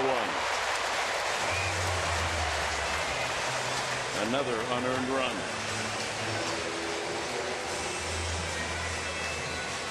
A damaging error by Barmes at short after the home run by Uribe. A 4-out inning, and the Mets taking full advantage. Oh, a pitcher's main objective is try to keep the ball low at times to work for that grounder.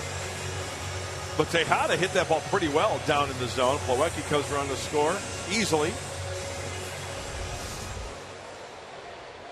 Brings up Daniel Murphy, a sacrifice fly back in the first inning when the Mets took the 1-0 lead. He has singled and doubled since. The way Murphy swings the bat, you wonder how he can hit only 268. Melvin Upton takes care of the final out here in the 6th inning, but the Mets score 3, 2 unearned, and lead 7-1.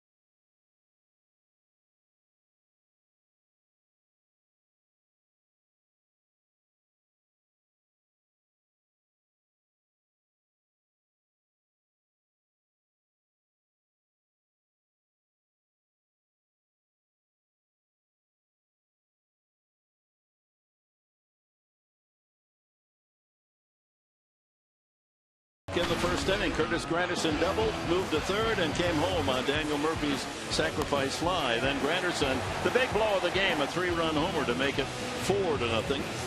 And then things fell apart in the last of the 6th after Kemp had knocked in the only Padre run. Make it 4-1. Uribe sails one into the left field bleacher section.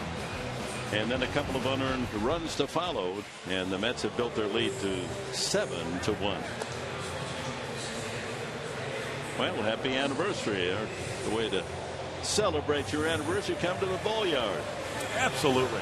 Andrew Kashner, 5 1/3, 5 earned runs. Neese, 6 innings, 6 hits, only 1 run allowed. Granderson has accounted for 4 of the runs, scoring 2 and knocking in 3. And Derek Norris, the only Padre to do some damage, 3 for 3. He has half of the San Diego hit total of 6 as Bobby Parnell comes in. And Bobby Parnell pitched an inning, gave up a couple hits and a run last night against these Padres. So Terry Collins, with the lead, 7-1. Hopefully Parnell can go out there as far as the Mets are concerned and maybe iron some things out. You see the splits. Well, he's got to get going with those lefties at 333. So Neese goes 6 innings, 1 run, 6 hits. He walked 1, and that came around to score. Struck out 6. Yonder Alonso pinch hits, and he lines one to left field fair into the corner. So he greets Parnell. Here's the throw to second base. And he just did get his toe on the bag before the slap tag by Juan Uribe. Now Alonso pinch hits, first pitch, lines a double. Boy, the Padres could have used that with the bases loaded back in the 6th. Fine job of Yonder going the other way. Boy, the shift was on. And Conforto gets the ball. And look at the arm of the young left fielder. Oof. Very close. Alonso, the Padres' leading hitter on the season, gets things started, but a 6-run deficit as Alexi Amarista will pinch hit for Barmes.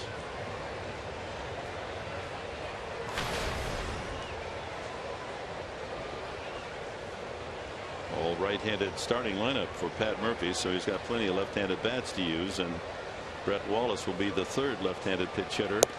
He's on deck.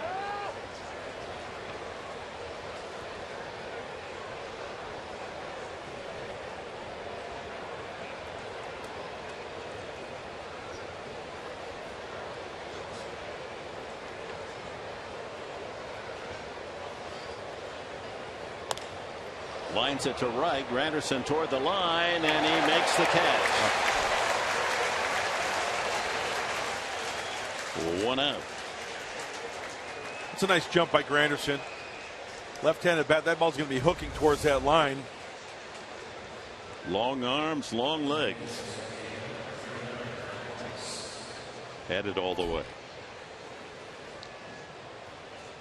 Alonso holds at second. Here's Brett Wallace.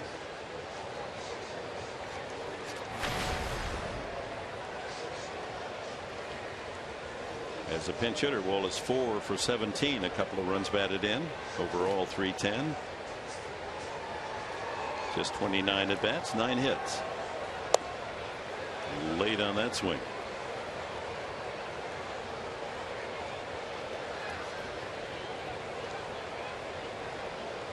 So Alonso now has a 12-game hitting streak against the Mets.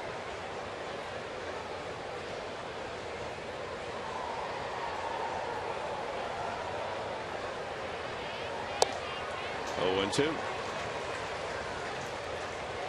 Parnell challenging Wallace with fastballs. Yeah, he's kind of sneaky fast, Parnell. Ball jumps out of his hand. It's 93, but sometimes it looks like it's 97, 98.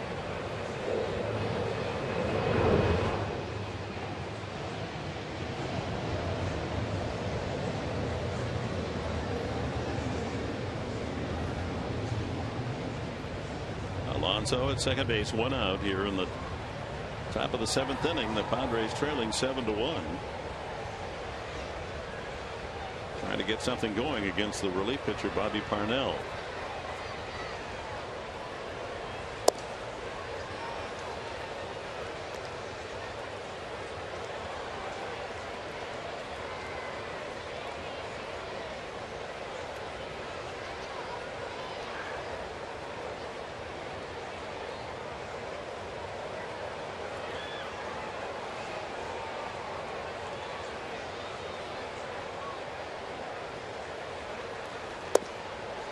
Couple of pitches off the plate, 2-2.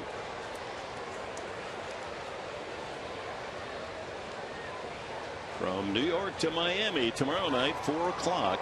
Our TV time here on Fox Sports San Diego. First of 3 against the Marlins.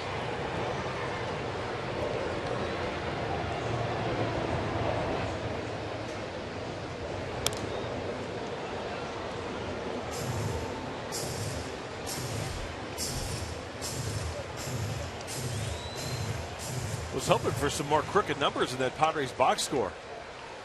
Derek Norris, 3 singles. A lot of toothpicks for the other Padre hitters.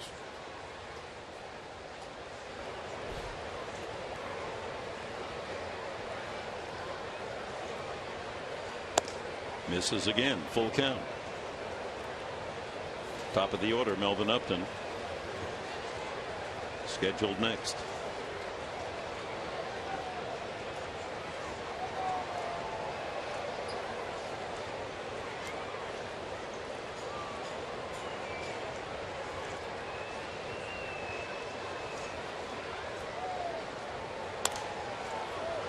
See, now You know how my mind works, right, Mr. Enberg? Well, I'm going to try to figure it out one of these days, yes. Well, if I'm on the Mets bench right now, and I'm a starting pitcher, and the way I am, I'm like going to the trainer and getting those eye drops and putting tons of them in my eyes and going up to Terry Collins and putting my arm around and say, Skip.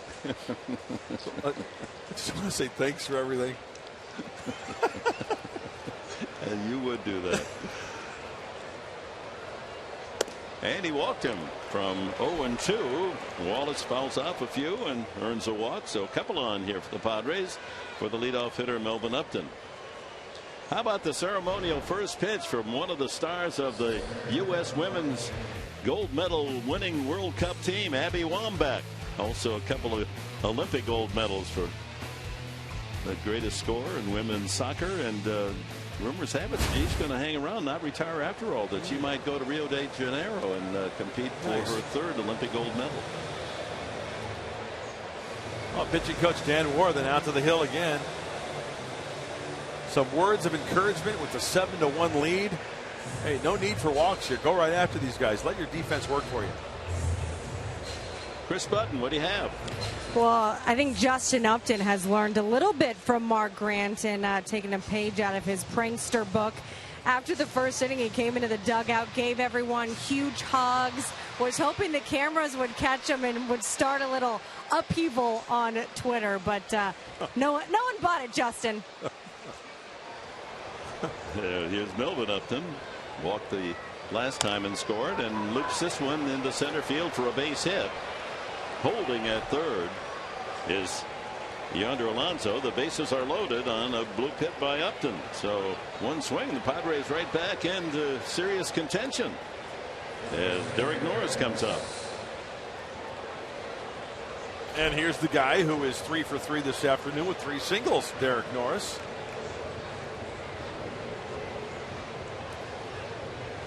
Padres now have 8 hits, out hitting the Mets 8-7.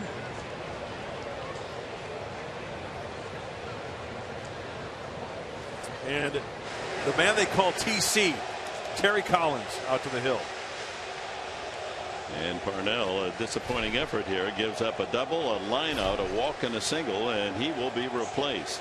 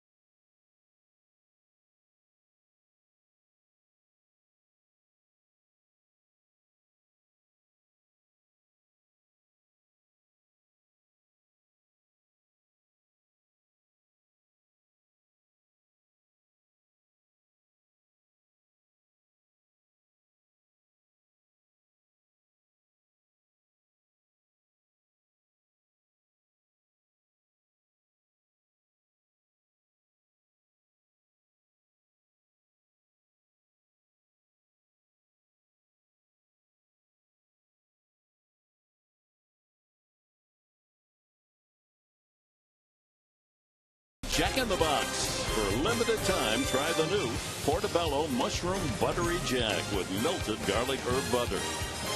And by Petco, what we beat them matters.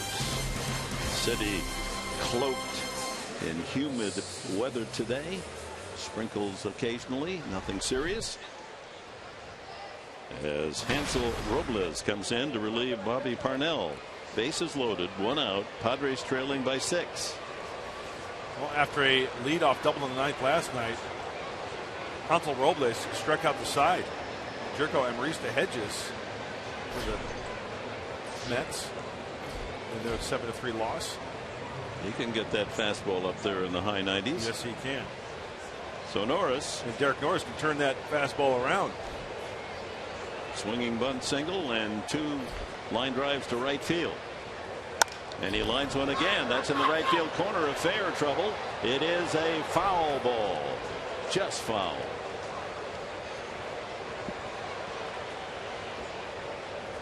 Runners return.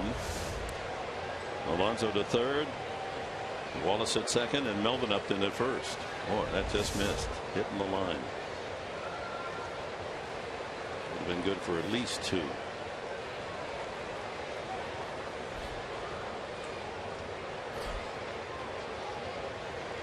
Padres scored a run, had the bases loaded in the 6th inning, but Jerko grounded into an inning-ending double play. 1 out here. Padre over every pillow. Padres have hit 4 grand slams this year. I like your thinking.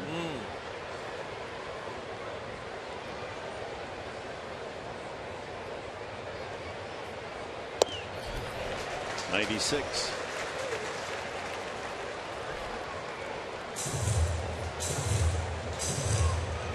Matt Kemp on deck.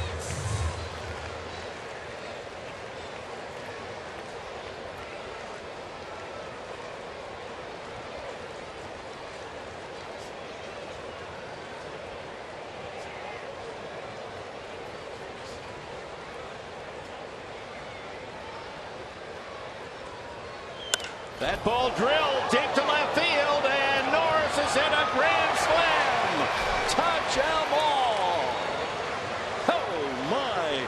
4 on a swing, and it's a 7-5 game. And what a day for Derek Norris, breaking out of his slump. 3 singles and a grandmaster.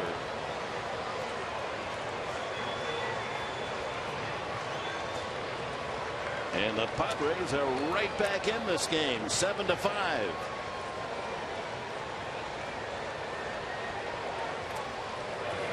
Robles throws the ball hard. Derek Norris knows that. First pitch, protecting away. It's a strike. Going with the fastball away again. Oh, right down the middle. You hangy, he will bangy. I love the 4-run shot. Second this season for Norris. Love the 4-run shot. So still only 1 out here in the 7th inning, and the Padres have climbed from 7-1 to 7-5 on that line drive, roped to left by Derek Norris. Maybe first base is his hitting spot. As a catcher, he's had trouble getting hits and plays first base today and goes 4 for 4 with a 4-run swing. Derek Norris taking a bite out of the Big Apple. See if the Padres can keep the momentum going here in the 7th.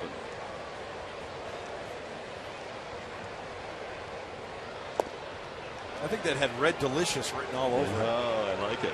That was our most popular apple on our apple farm, and you could sell those Red Delicious. Even the Golden Delicious were not bad. Stay away from the road apples, though. Only you would buy those. 3-0 to Kim. That's a strike. 94 just eased into the strike zone. So 3 of those 4 runs go on Bobby Parnell's card. And Tyler Clippard, the new Met reliever, gets loose this afternoon. High fly right center. Lagares there. Squeezes the 2nd out. This copyrighted telecast is presented by authority of the San Diego Padres and may not be reproduced or retransmitted in any form. And the accounts and descriptions of this game may not be disseminated without the express written consent of the San Diego Padres. Well, those 2 unearned runs in the last inning are the difference in the game now. 7-5 thanks to Derek Norris's grand slam. Here's Upton. He's flied out, struck out, and lined up.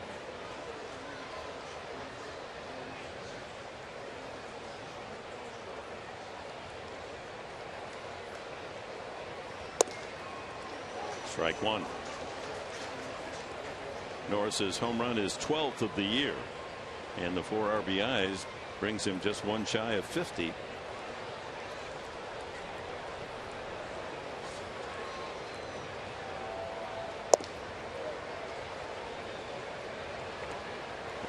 And in our pick the stick, no one picked Norris. Undrafted, hey? Wow. 11-point game for Norris. 2-1 to Justin Upton. Norris trying to help Jed Urco. That's how you do it, just like that. Just right with that wrist.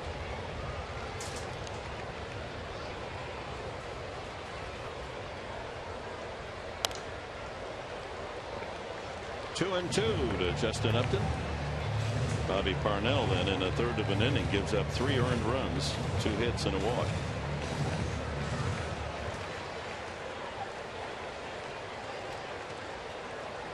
Derek Norris talking about getting extension.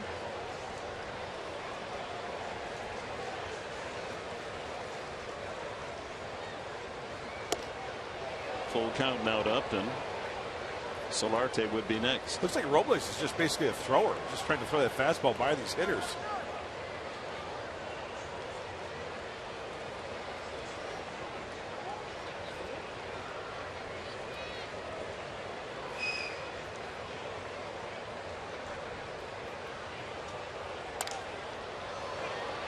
Left center field, Lagares lopes over to make the play.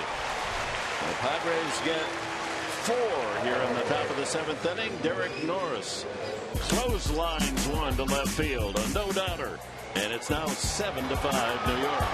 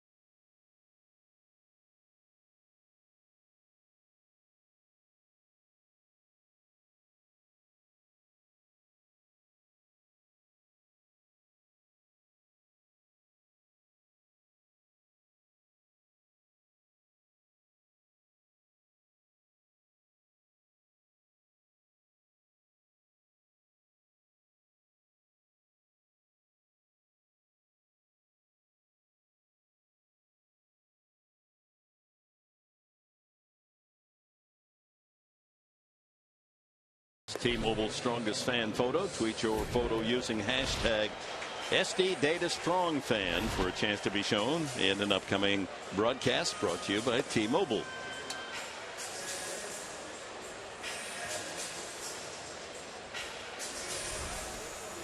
Well, plenty of changes for the Padres. Brandon Maurer is the new pitcher. Alonso stays in the game at first. Amarista at short. And Norris moves from first base behind the plate.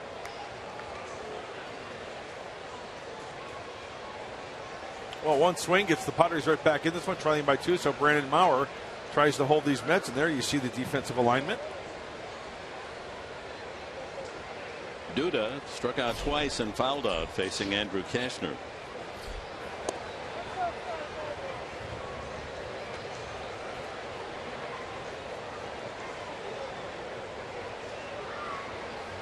Seven runs, 7 hits for the Mets. 5 runs, 9 hits, but 2 errors by the Padres, and one of those led to the 2 unearned runs that are the difference.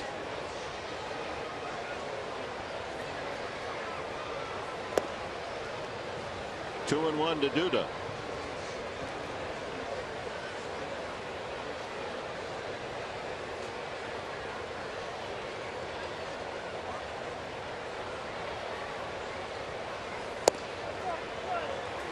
Pretty good pitch, but 3-1.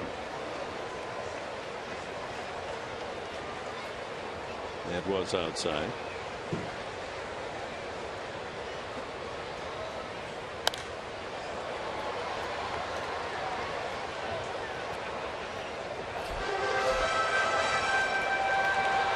Granderson has been the troublemaker with a double and scored in the first inning and the 3-run homer.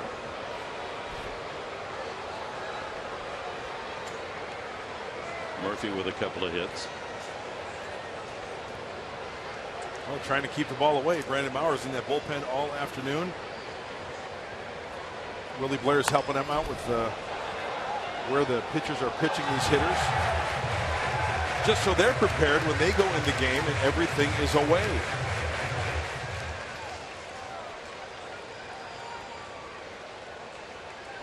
A nice midweek day game turnout here at Citi Field.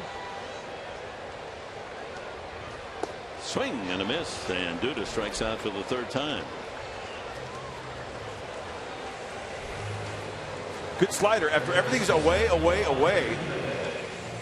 Brandon Mauer, he counters with the slider down and in.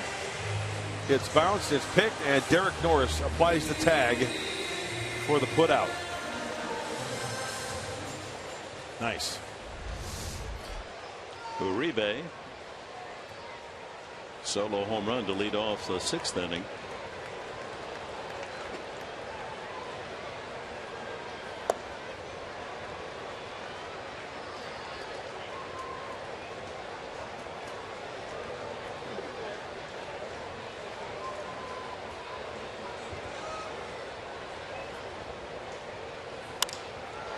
Center field, Melvin. And Upton tucks away the second out here in the 7th. Hey, follow the Padres wherever you are with MLB.com At Bat. It's a great app. It's the #1 app for live baseball.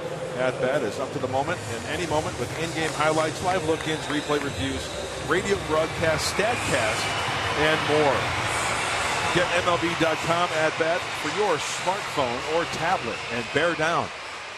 It's a nice feature too that after all the games are in, they do a nice little 3-minute package of the highlights. So the next morning you wake up and you can hear the highlights of every game. Yep. They got it all covered. Rookie Conforto, a couple of flyouts and a walk. Scored a run in the 6th.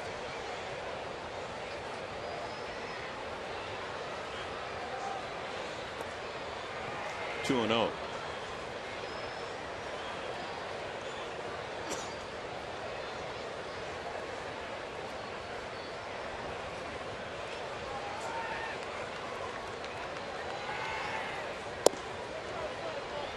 Three and 0. Well, with 2 outs, base is empty. If you're going to green light a hitter, this might be the spot.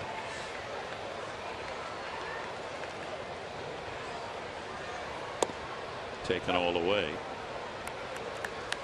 I like the way Mauer works as well. He works very quickly. He gets right up on that mound, ready to go. Yeah, that's enough to get you kicked out of the relief pitcher fraternity. Going quickly.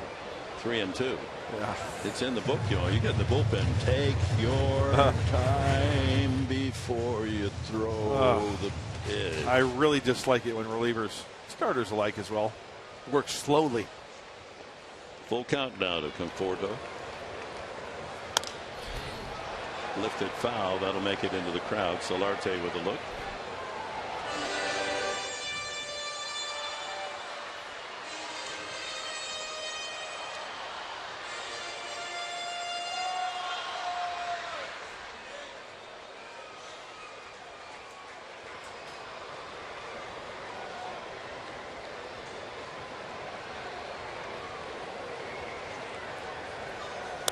Whoa! Knocked down, or body covers that one. A line shot through the box, and Mauer with a goalie save. I don't know quite if he got all the glove on that one, but he blocked it and makes the put out at first.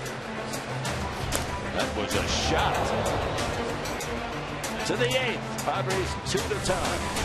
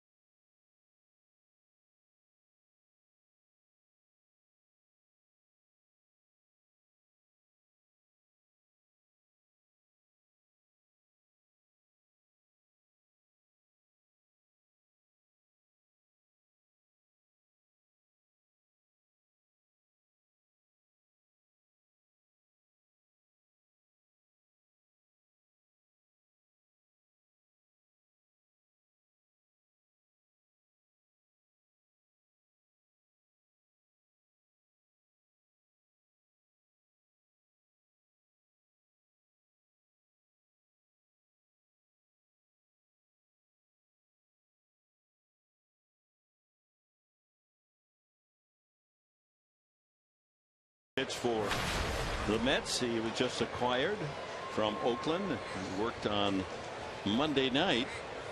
Final inning, gave up a hit, no runs.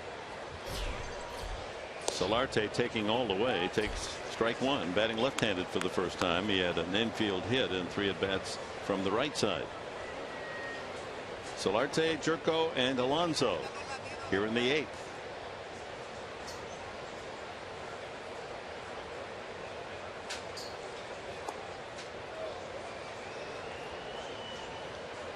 Trying to rally from a 7-1 deficit, the Padres need only a base runner to bring that tying run to the plate.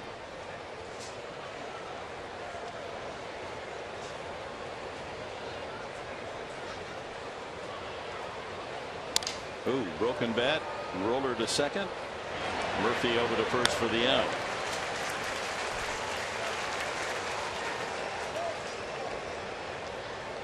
You know, Tyler Clippard is one of those pitchers that he throws the fastball, of course. He can get it up to 94, but he's usually about 91-ish, 92. But he throws both a changeup and a splitter, and you don't really see that too often.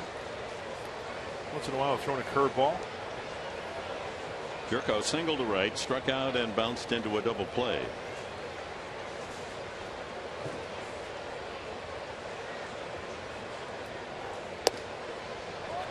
.92 on the fastball.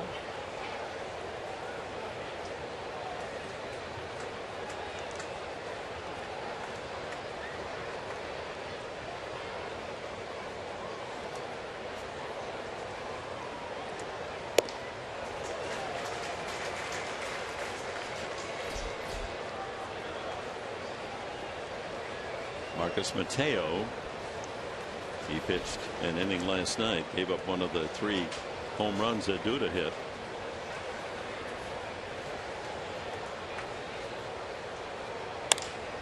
Left center field, and that ball's up the gap. Rolls all the way to the 375 marker, and into second goes Jerko with a 1-out double, and that will bring the tying run to the plate. So Jed with a couple of hits last night and 2 more today. Let's see what it is out of the hand of Clippard. It looks like a fastball, kind of works its way over the outer third, and Jed splits that left center field gap, and that's the important thing, Dick. Like you said, bringing that tying run to the plate. Alonso jumped off the bench and sparked that 4-run 7th inning rally with a double. One of the men on board when Derek Norris hit the grand slam. And the Padres double figures in the hit column after a 15-hit night last evening in the 7-3 win.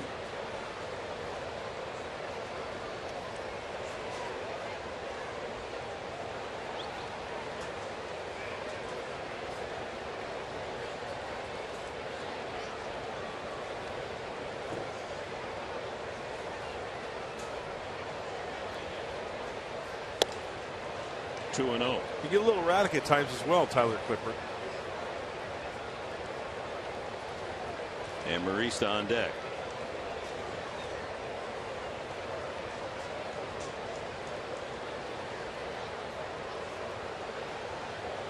Mauer, the relief pitcher, is in the 9 spot.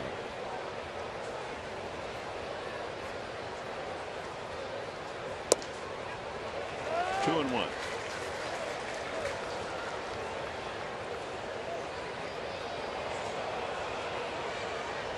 Most comeback wins in the senior circuit. The Padres with 23, 4th best. Pittsburgh and St. Louis leading the way.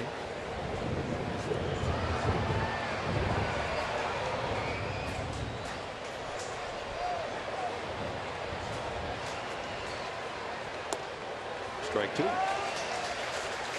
was a pretty good pitch right there. Looks like that one split the heart of the plate.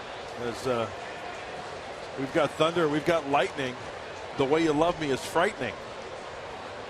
Very dark skies out beyond the left and center field area. Better knock on wood that we don't get any bad weather coming our way. 2-2, Alonso. Ooh, big cut there. He's unhappy with himself. He got one he could have punished.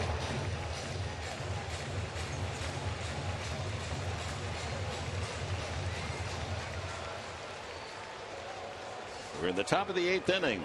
Mets had a 7-1 lead. Derek Norris with a grand slam to make it 7-5. Jerko has doubled with 1 out. Alonso with a count 2-2.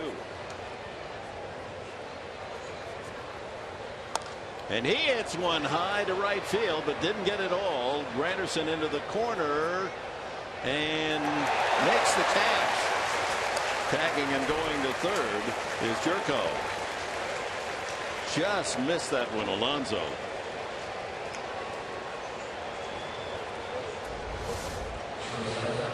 Granderson doesn't have much foul territory to work with. He times it perfectly. He really didn't even have to jump, as this one is caught in foul territory. Big second out for the Mets and Tyler Clippard. So here's Amarista. Entered as a pinch hitter, line to right field.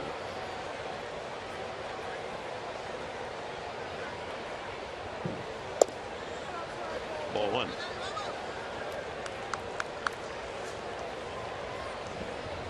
Alexi 0 for 9 in the series. He's barely got his nose above the Mendoza line. Good spot to get a base hit here.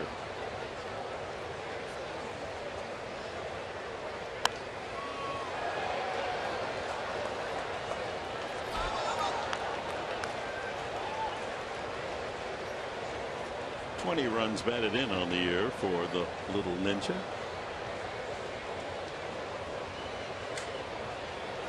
Jerko perched 90 feet away.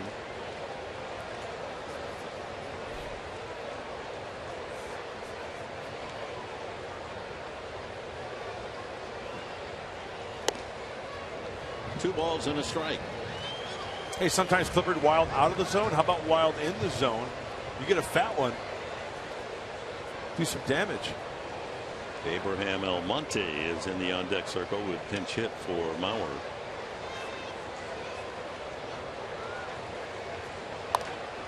Right center field, falling in a hurry, but there's Lagares, and Granderson cuts in front of him and makes the catch. Oh, the Padres strand Jerko at third. We go to the bottom of the 8th. The Mets still hold a 2-run lead. Granderson all over the joint.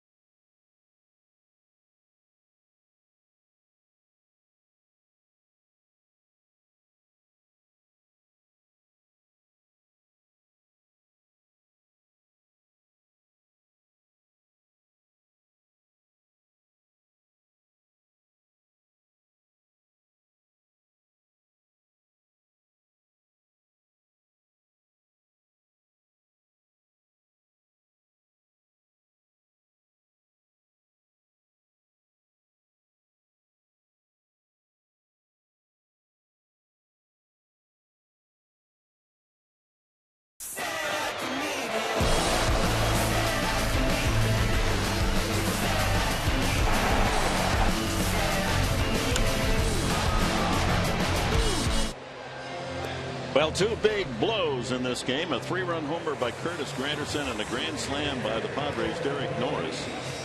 Skies becoming darker here in Queens, and hopefully the weather will stay away and we can finish this one as Marcus Mateo appears for the 13th time. Pitched last night in the 9th inning and gave up the home run to Duda, his 3rd home run of the game. Need a clean, quick inning from Mark Matt. Marcos Mateo. Mark Matt. Translated from Spanish to English. Plawecki, the pitcher spot, and Lagares to hit.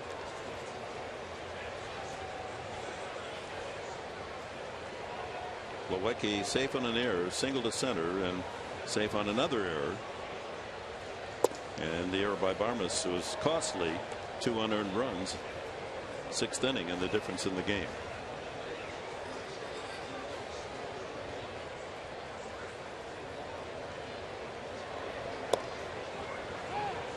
One and 2.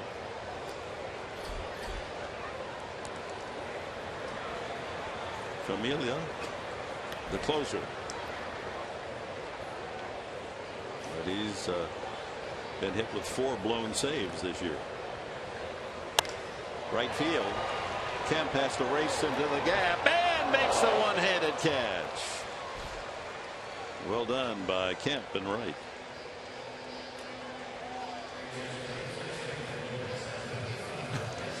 Look, Matt Kemp is, and rightfully so. After that play, he was going back to his position, checking out the big screen on the replay to admire his own work. I love it. Kelly Johnson will pinch hit for Clippard. Acquired with Juan Uribe from Atlanta in a trade last week.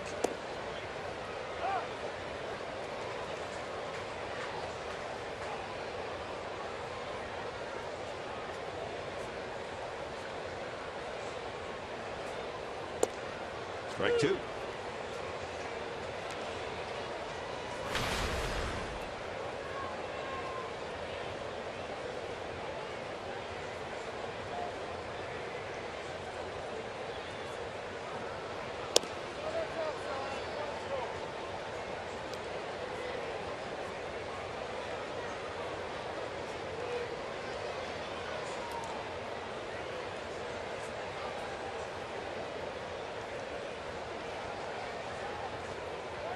In the dirt, checks a swing, 2-2.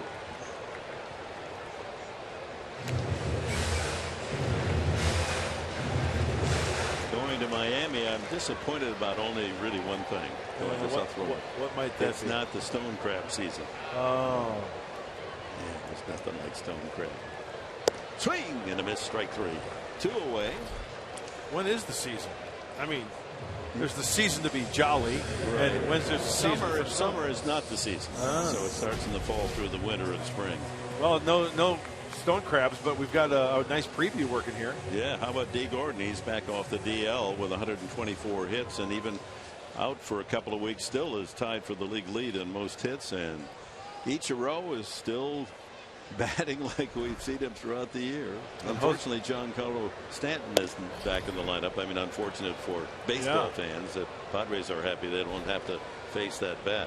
And Jose Fernandez will make the opposition feel a little crabby. 23 career starts at home.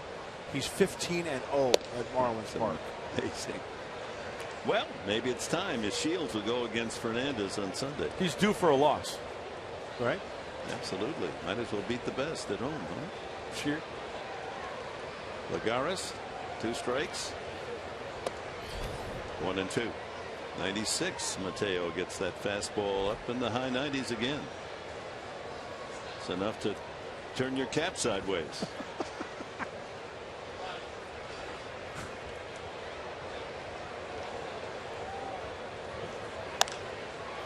Out of play. You can get crabs pretty much any time of year, but there's a certain season for it, right? As far as South Florida's concerned. Yeah, they freeze them now, and you can't really tell the difference unless you're really a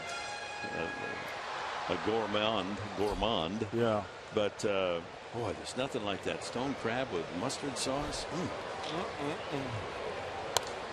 Fouled out of play. Just itching to get some. You go down there to Joe's, famous Joe's Stone Crab. Oh, I know. Good Get stuff. a nice salad. Yeah. They have terrific bread there. You get the stone crabs to pile them up. Right. We're going to pile them up when we go there. Sure. And then for dessert, right, key lime pie. Oh, you got to love the key lime pie. Strike 3 called. Lagares caught looking. A 1-2-3 inning and a couple of strikeouts from Mateo. Last call for the Padres. They need 2 to tie against Familia.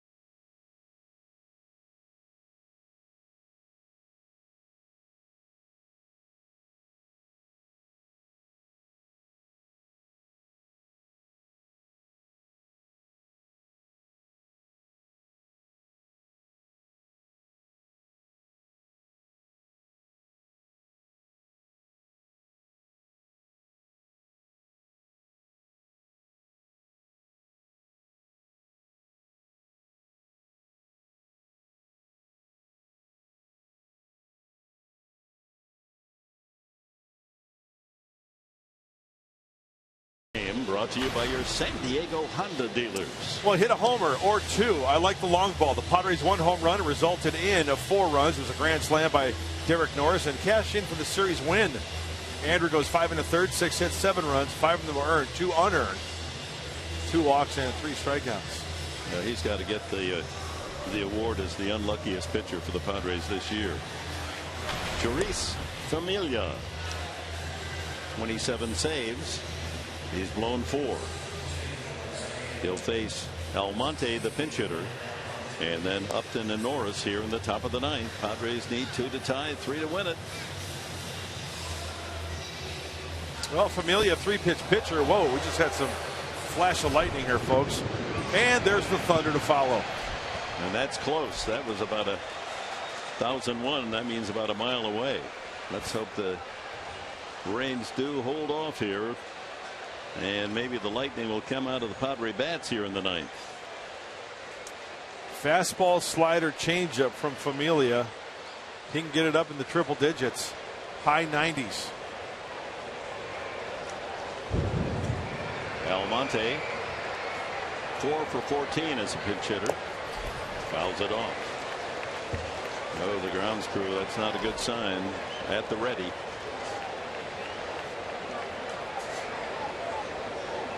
And it begins raining. 35,604 here today. Good turnout at Citi Field. Ground ball right side. Murphy able to glove it. And there's one away.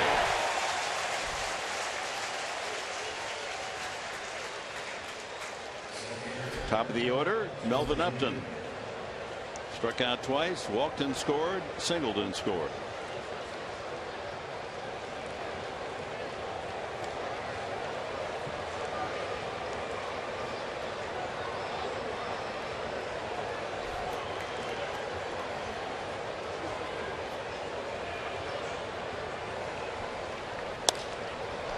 Center field, Lagares.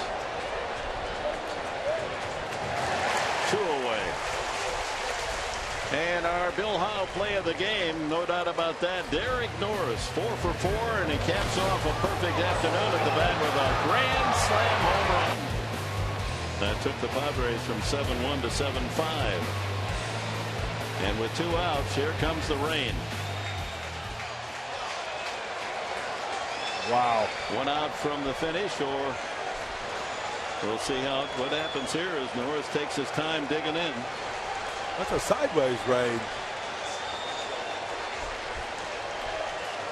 They're trying to finish the game. The umpires, they'll probably give the Padres one more at bat. If Norris is successful in reaching base safely, they'll call it, and they're going to do it anyway. Crew chief Dale Scott, and they've called on the tarp. How about that? Down to 2 outs in the 9th inning, and the weatherman says, no, time for you to just hang around, beautiful New York.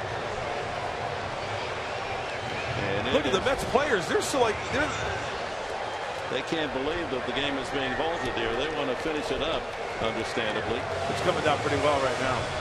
Pretty well. How about a typhoon? Yeah, this is pretty heavy. Reminds me of last year, CBS in its last season calling the United States Open tennis. It has a little sentimental journey. Sean McManus, the president, said, let's bring Enberg back just for one Saturday and call a big match, and kind of a ESPN takes over this year. I got them all the way back here. They take good care of me. 19 minutes into my one match, it rains. I came back all the way back from bad timing. La Jolla for 19 minutes of live action. Now that's a pretty serious squall coming in.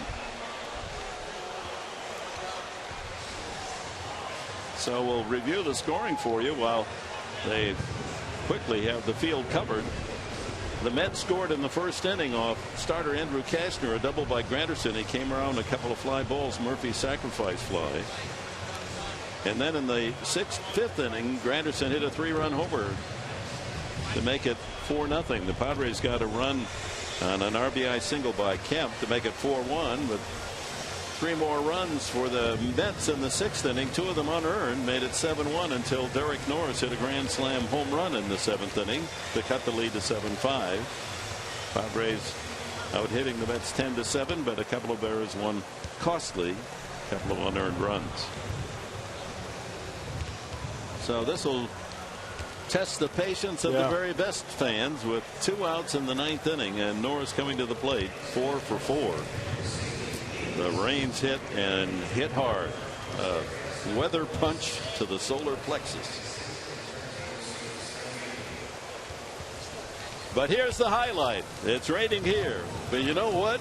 What's that? Mike Pomerantz, Mark Sweeney coming up. That's sunshine right there for you. You bet. Don't go away.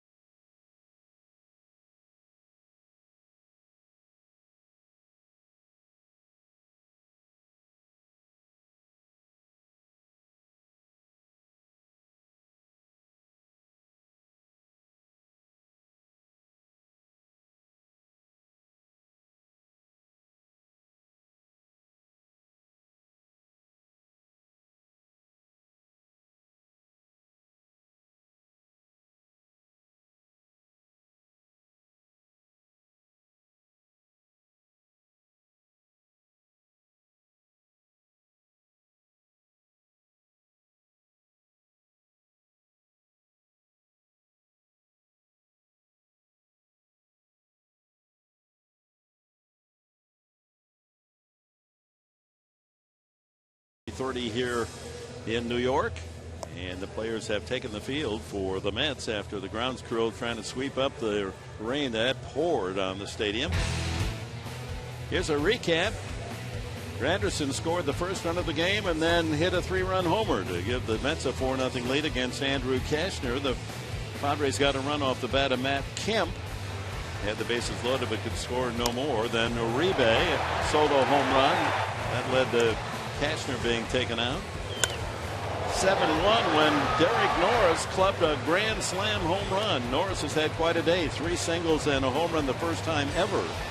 He's had 4 hits in a game. And then, not just a rain, a mean squall came and out of nowhere.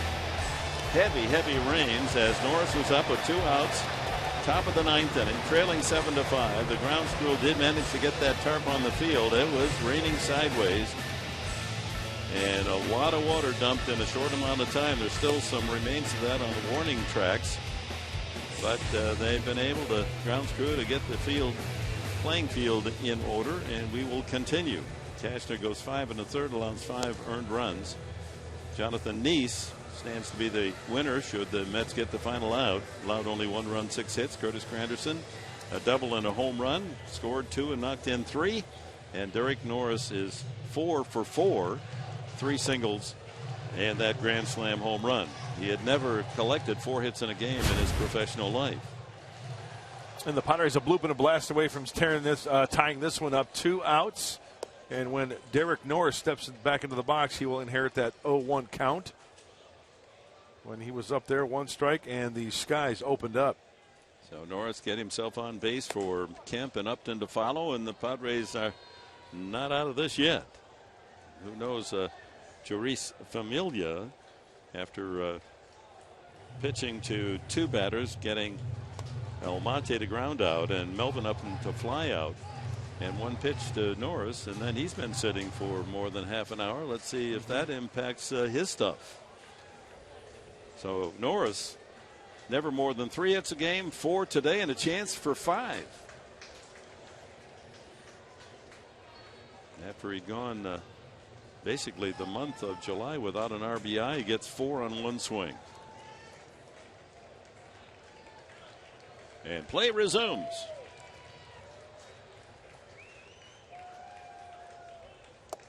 Oh, and 2.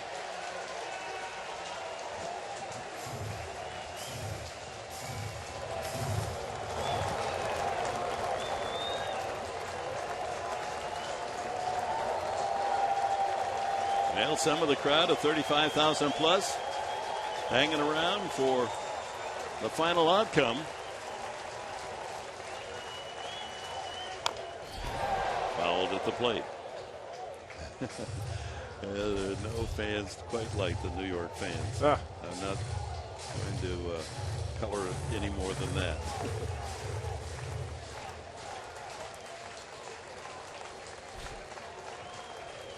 Norris trying to disappoint. Keep it going. Fouls it back.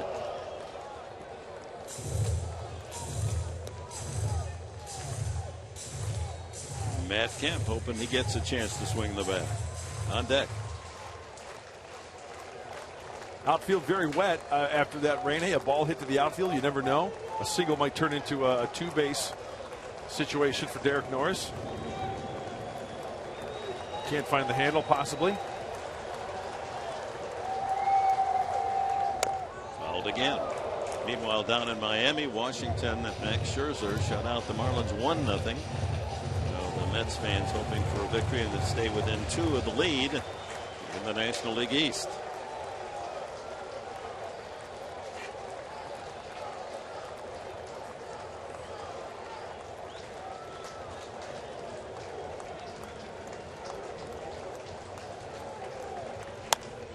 Little looper over first. That's going to fall for a base hit.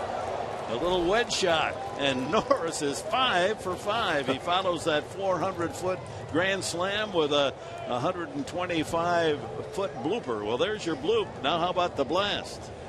That is a battle by Norris. He fights off a good pitch in near the knuckles and keeps it alive for San Diego. And that is a great day in the big leagues. 5 for 5. 5 of the 11 Padre hits. See some of the remnants of the rain down on the warning pad. Well, here's Kemp representing the tying run. RBI single in 4 at-bats.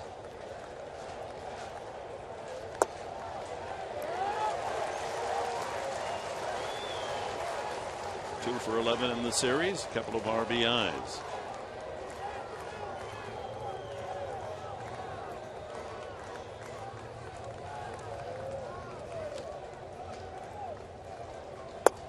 Backs him off the plate, 1-1.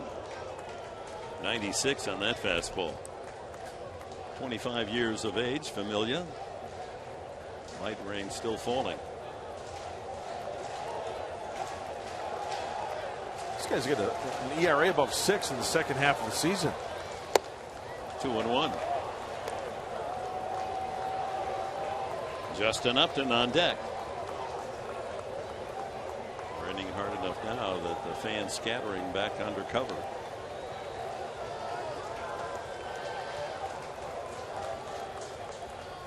Ground ball into left field, base hit. So the tying run is on, and Upton represents the go-ahead run here with 2 outs in the 9th inning. Padres with 12 hits, out hitting the Mets 12-7.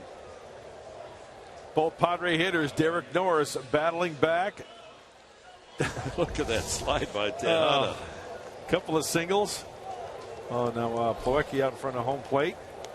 I thought he was going to go out to the mound and try to stall a little bit. So after the rain delay, singles by Norris and Kemp sets the table for Upton, who's 0 for 4. Fly out, strikeout, line out, and another fly ball out.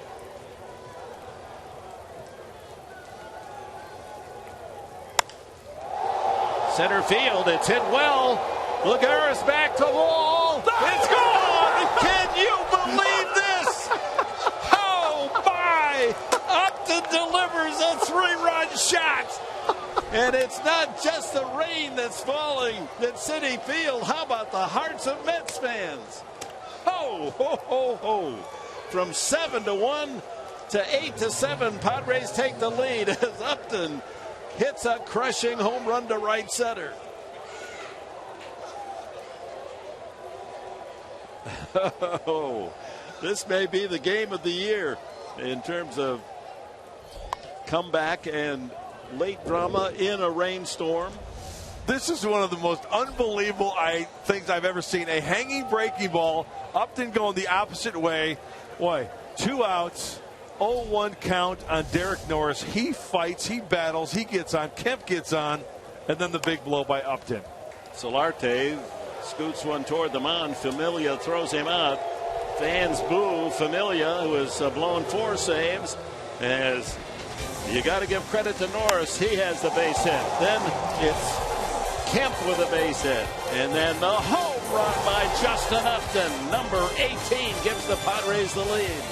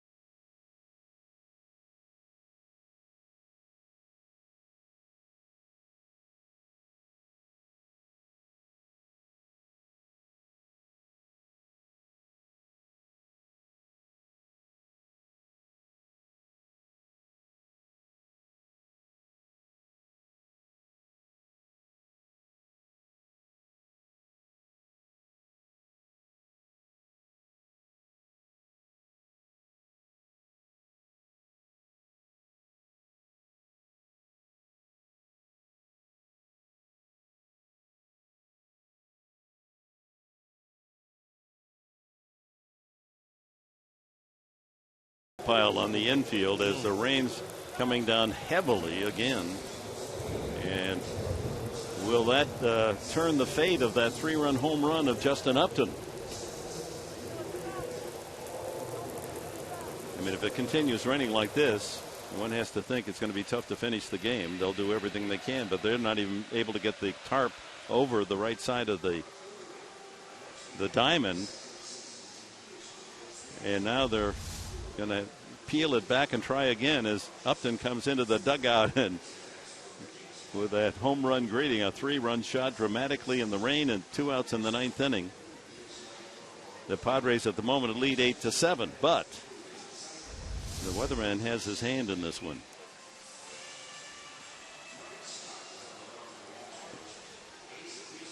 And what is seemingly very unfair, but it's been the rule for decades, that if this game is called off, the 3-run homer doesn't count, and it reverts back to the last full inning, and the Mets would win. So the fact that they can't cover the diamond favors the Mets, because the Mets would like the game to end right now, obviously. It's a little lake, and the wind is blowing, giving difficulty to the ground crew to get that tarp out. Well, that goes from the highest of highs, an unbelievable post-rain comeback by the Padres, rallying from 2 runs down after they had trailed 7-1. Grand slam made it 7-5, then a couple of hits and the Upton home run. But the weatherman has his sticky hand into this one. Another look at Upton's home run. That was a hanging breaky ball out of the hand of Familia. He wanted it down and away over the heart of the plate. And, wow, talking about an exciting half inning for San Diego. My goodness.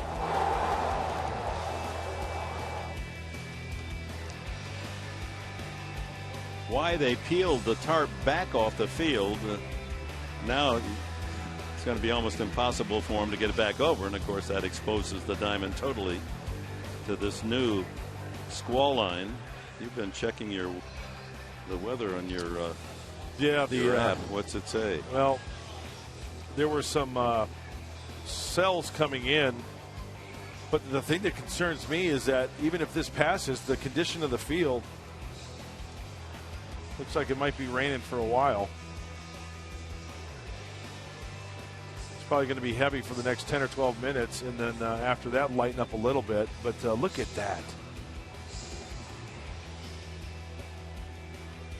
You know what I think they did? I don't think they rolled, when they initially rolled out the tarp the second time, I don't think the tarp was enough this way to cover the whole field. I think it was a little bit too far out this way, so when they rolled it, the whole field wasn't covered down towards the first base line. But that would have been a lot better to leave it there than then peel it all the way back and expose the entire diamond. Now they're, the damage has been done. Yeah. Now whether or not the rain will stop and they can somehow remove all that water from the playing surface is a question. Now they're just getting the home plate area covered. That's how far behind they are. Well, that'd be a pity, wouldn't it? I mean, that's maybe the best rally of the entire season. Certainly you'd have to vote for it to this point. Absolutely, no doubt about that one. A grand slam to make it 7-5, and then with 2 outs and seemingly game in the bank for the Mets to battle. Norris getting his 5th hit. Matt Kemp a base hit. Upton with the big home run. Well, they're still having trouble getting the tarp in any condition to pull it over the field. Well, the horse is out of the barn now. Doesn't do much good to cover, just a very light rain at the moment. I want to know what the grounds crew is thinking. Well, they're thinking they like the Mets to win, I would think. I think it's a conspiracy. It's a home field advantage when they failed to cover. It's a mess out there. I mean, not only the field, but the organization as far as getting the tarp in order.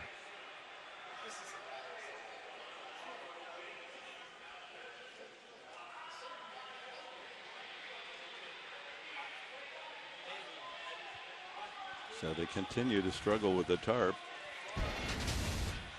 And now there's so much water in the tarp, it's extraordinarily heavy. Looking ahead, eventually we'll head to Miami tonight on our charter flight, and tomorrow at 4 o'clock Pacific time, Fox Sports San Diego will present game 1. Kennedy will go against the Marlins. D. Gordon, maybe the best leadoff hitter in baseball. Even on the DL, he's still tied for the lead most hits. He's back in action along with Ichiro, and then that great right-hander Jose Fernandez scheduled to pitch on Sunday. Now that the rain has almost stopped, they're going to cover the field. So I don't know if they've got enough tarp to cover the first baseline. See, it's so heavy now, and this is exactly where they were when they peeled it off while it was raining. Now they're going to have to get some air underneath it so they can move that thing down and cover home plate and the first base line. They want to get it that way.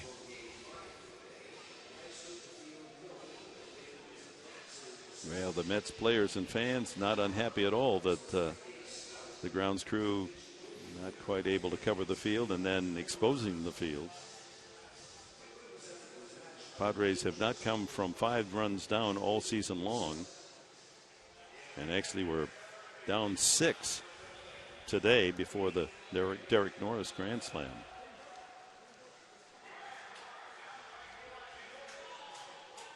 Well, home field advantage covers a lot of facets. And in the case of the game today, the extreme weather and the failure of the grounds crew to cover the field plays into the home field. Just in case Quackenbush and Hedges goes out to the bullpen, and it's starting to rain again.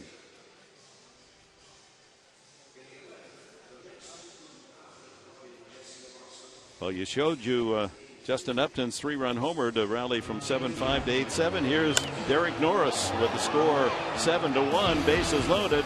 Belts his 3rd career grand slam, 2nd this year. A 5-for-5 game for Norris. He had never had more than 3 hits in a game. Very nice to see Derek Norris's bat come alive in this ball game. A big hit and then battling to fight one off. And this is pretty much a debacle here as far as the tarp is concerned. Patrick Murphy saying, come on now, give me an answer as to why the grounds crew was this far before with the tarp, peeled it all the way back to expose it to the heaviest of rains. Now they've brought it back and they can't get it any farther than 15 feet from the first base foul line. So that's the story to this point. If you're a Padre fan, keep up the faith, keep up the hope that the rain will stop and the Padres will get a final 3 outs and a big win in New York today.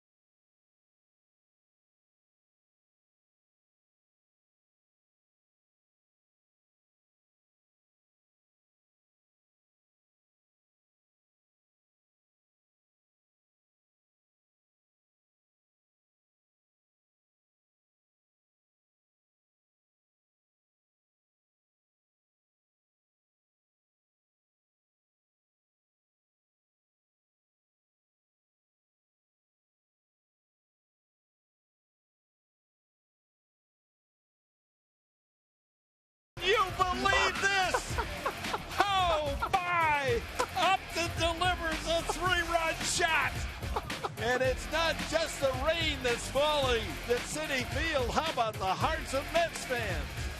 Ho, ho, ho, ho.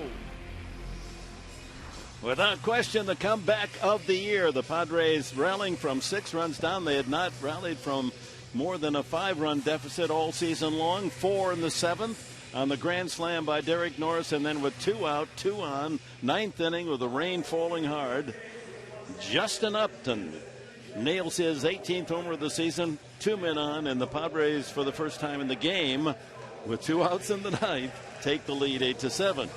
Dick, we've often heard of the bloop and a blast. Well, I'll tell you what, that inning was a bloop, a bleeder, and a blast. And how about Derek Norris? He did not have an RBI in a full month and a day. You have to go back to June 28th for his last RBI, and he hits a grand slam. And he's 5 for 5, and he was at the plate with the bases empty, 2 outs, top of the 9th inning, when the first storm hit.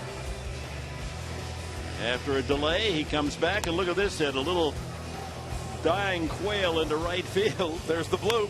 There's the bleeder for Kim, and then the blast.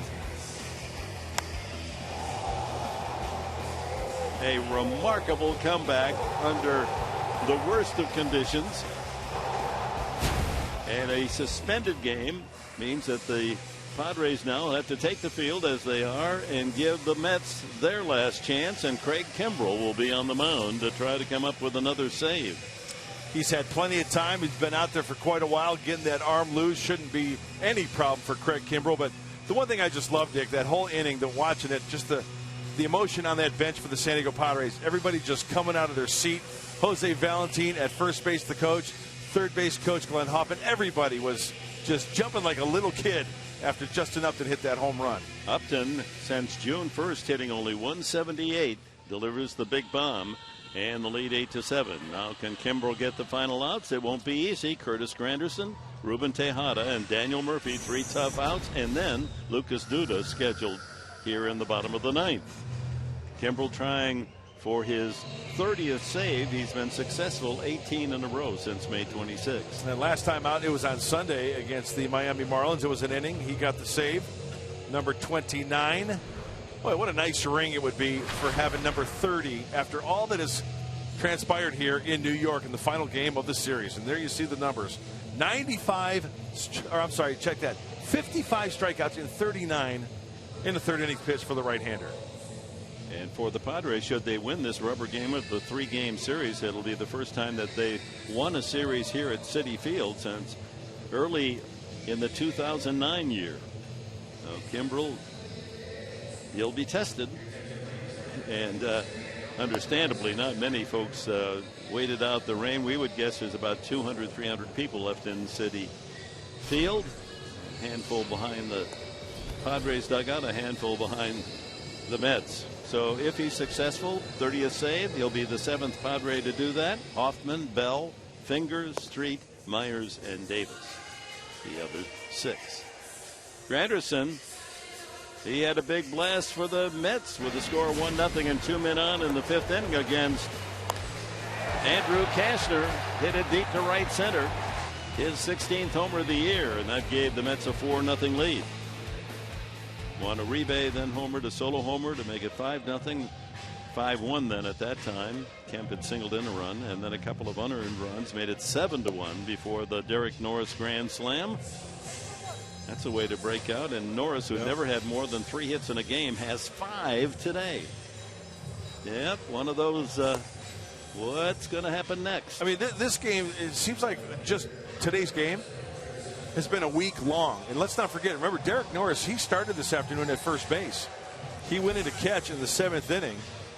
It's been a long wait for Craig Kimbrell to try to seal it down. It's almost got the feeling of a B game in Peoria on field 2. 6 hours and 15 minutes after the first pitch in the game, we're resuming play. Granderson doubled and scored a run in the 1st, the 3-run homer in the 5th, and he was walked intentionally in the 6th. And here we go again. First pitch outside. 98 on the fastball. 2 hours and 52 minutes for the last rain delay.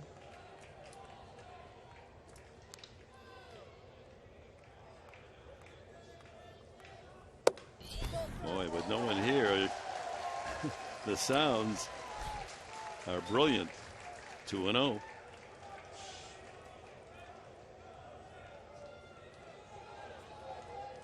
Shift on.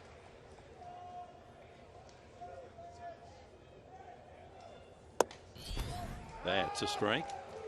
Right at the knees. And for the fans who have stuck around here at Citi Field, they rightfully so, they get the chance to go down by the dugout and get a good seat and soak it in. 2-1 to Granderson. State strike two, and with a shift on, and he's a good base runner, good speed. He bluffed that bunt, and now Solarte moves over, replaces Amarista. Amarista back at shortstop. And the 2-2 pitch coming up.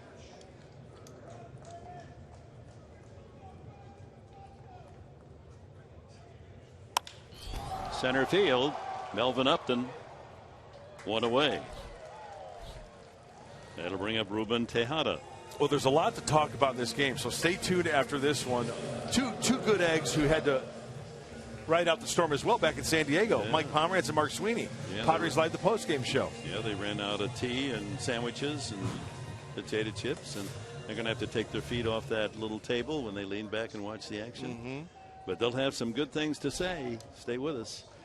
Boy, you can chew on this game for a long time. There's lots to assimilate. Here's Tejada. He singled his last time up. That drove in a run. 1 for 4 in the afternoon. Well, a few of the faithful start up the chant. Just outside. Well, he's got the velocity, 98.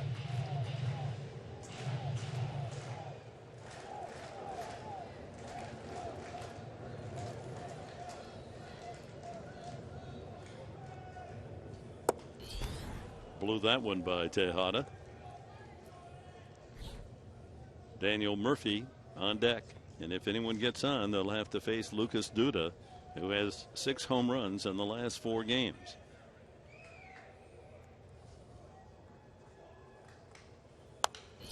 The play, 1-2. Even the organist isn't. He's not quitting on it. All these Padre fans who have stuck around and seen a darn good ball game and one of the best comebacks I've ever seen. Unbelievable. Padre fans may outnumber the Mets fans at this point. They didn't want to leave it. Inside. Through the curveball there on 1-2. Yeah, just didn't get it out in front enough. 2 balls, 2 strikes, 1 out here in the bottom of the 9th inning.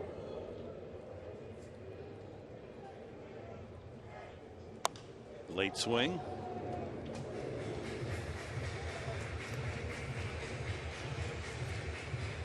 $35,604 was the paid attendance. Less than 604 remain. Here's Duda.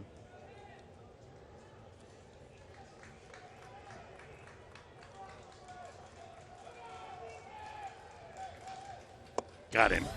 Blew him down 98 miles an hour. 2 away. Murphy, 2 for 3. Sacrifice fly, a single, and a double. Boy, the velocity, you know, even though it's 98, remember, Craig Kimball's around 97 or so, but he's had some rest. That 98's got some serious run to it. I just marvel at the fact that Murphy started today with a .268 batting average. With his terrific stroke, just seems to make solid contact. Well, throughout this series, he certainly has. Duda on deck.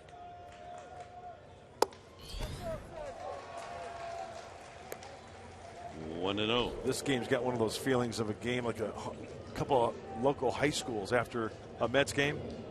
You know, we've everyone seen those, leaves, and then just the family and parents stay.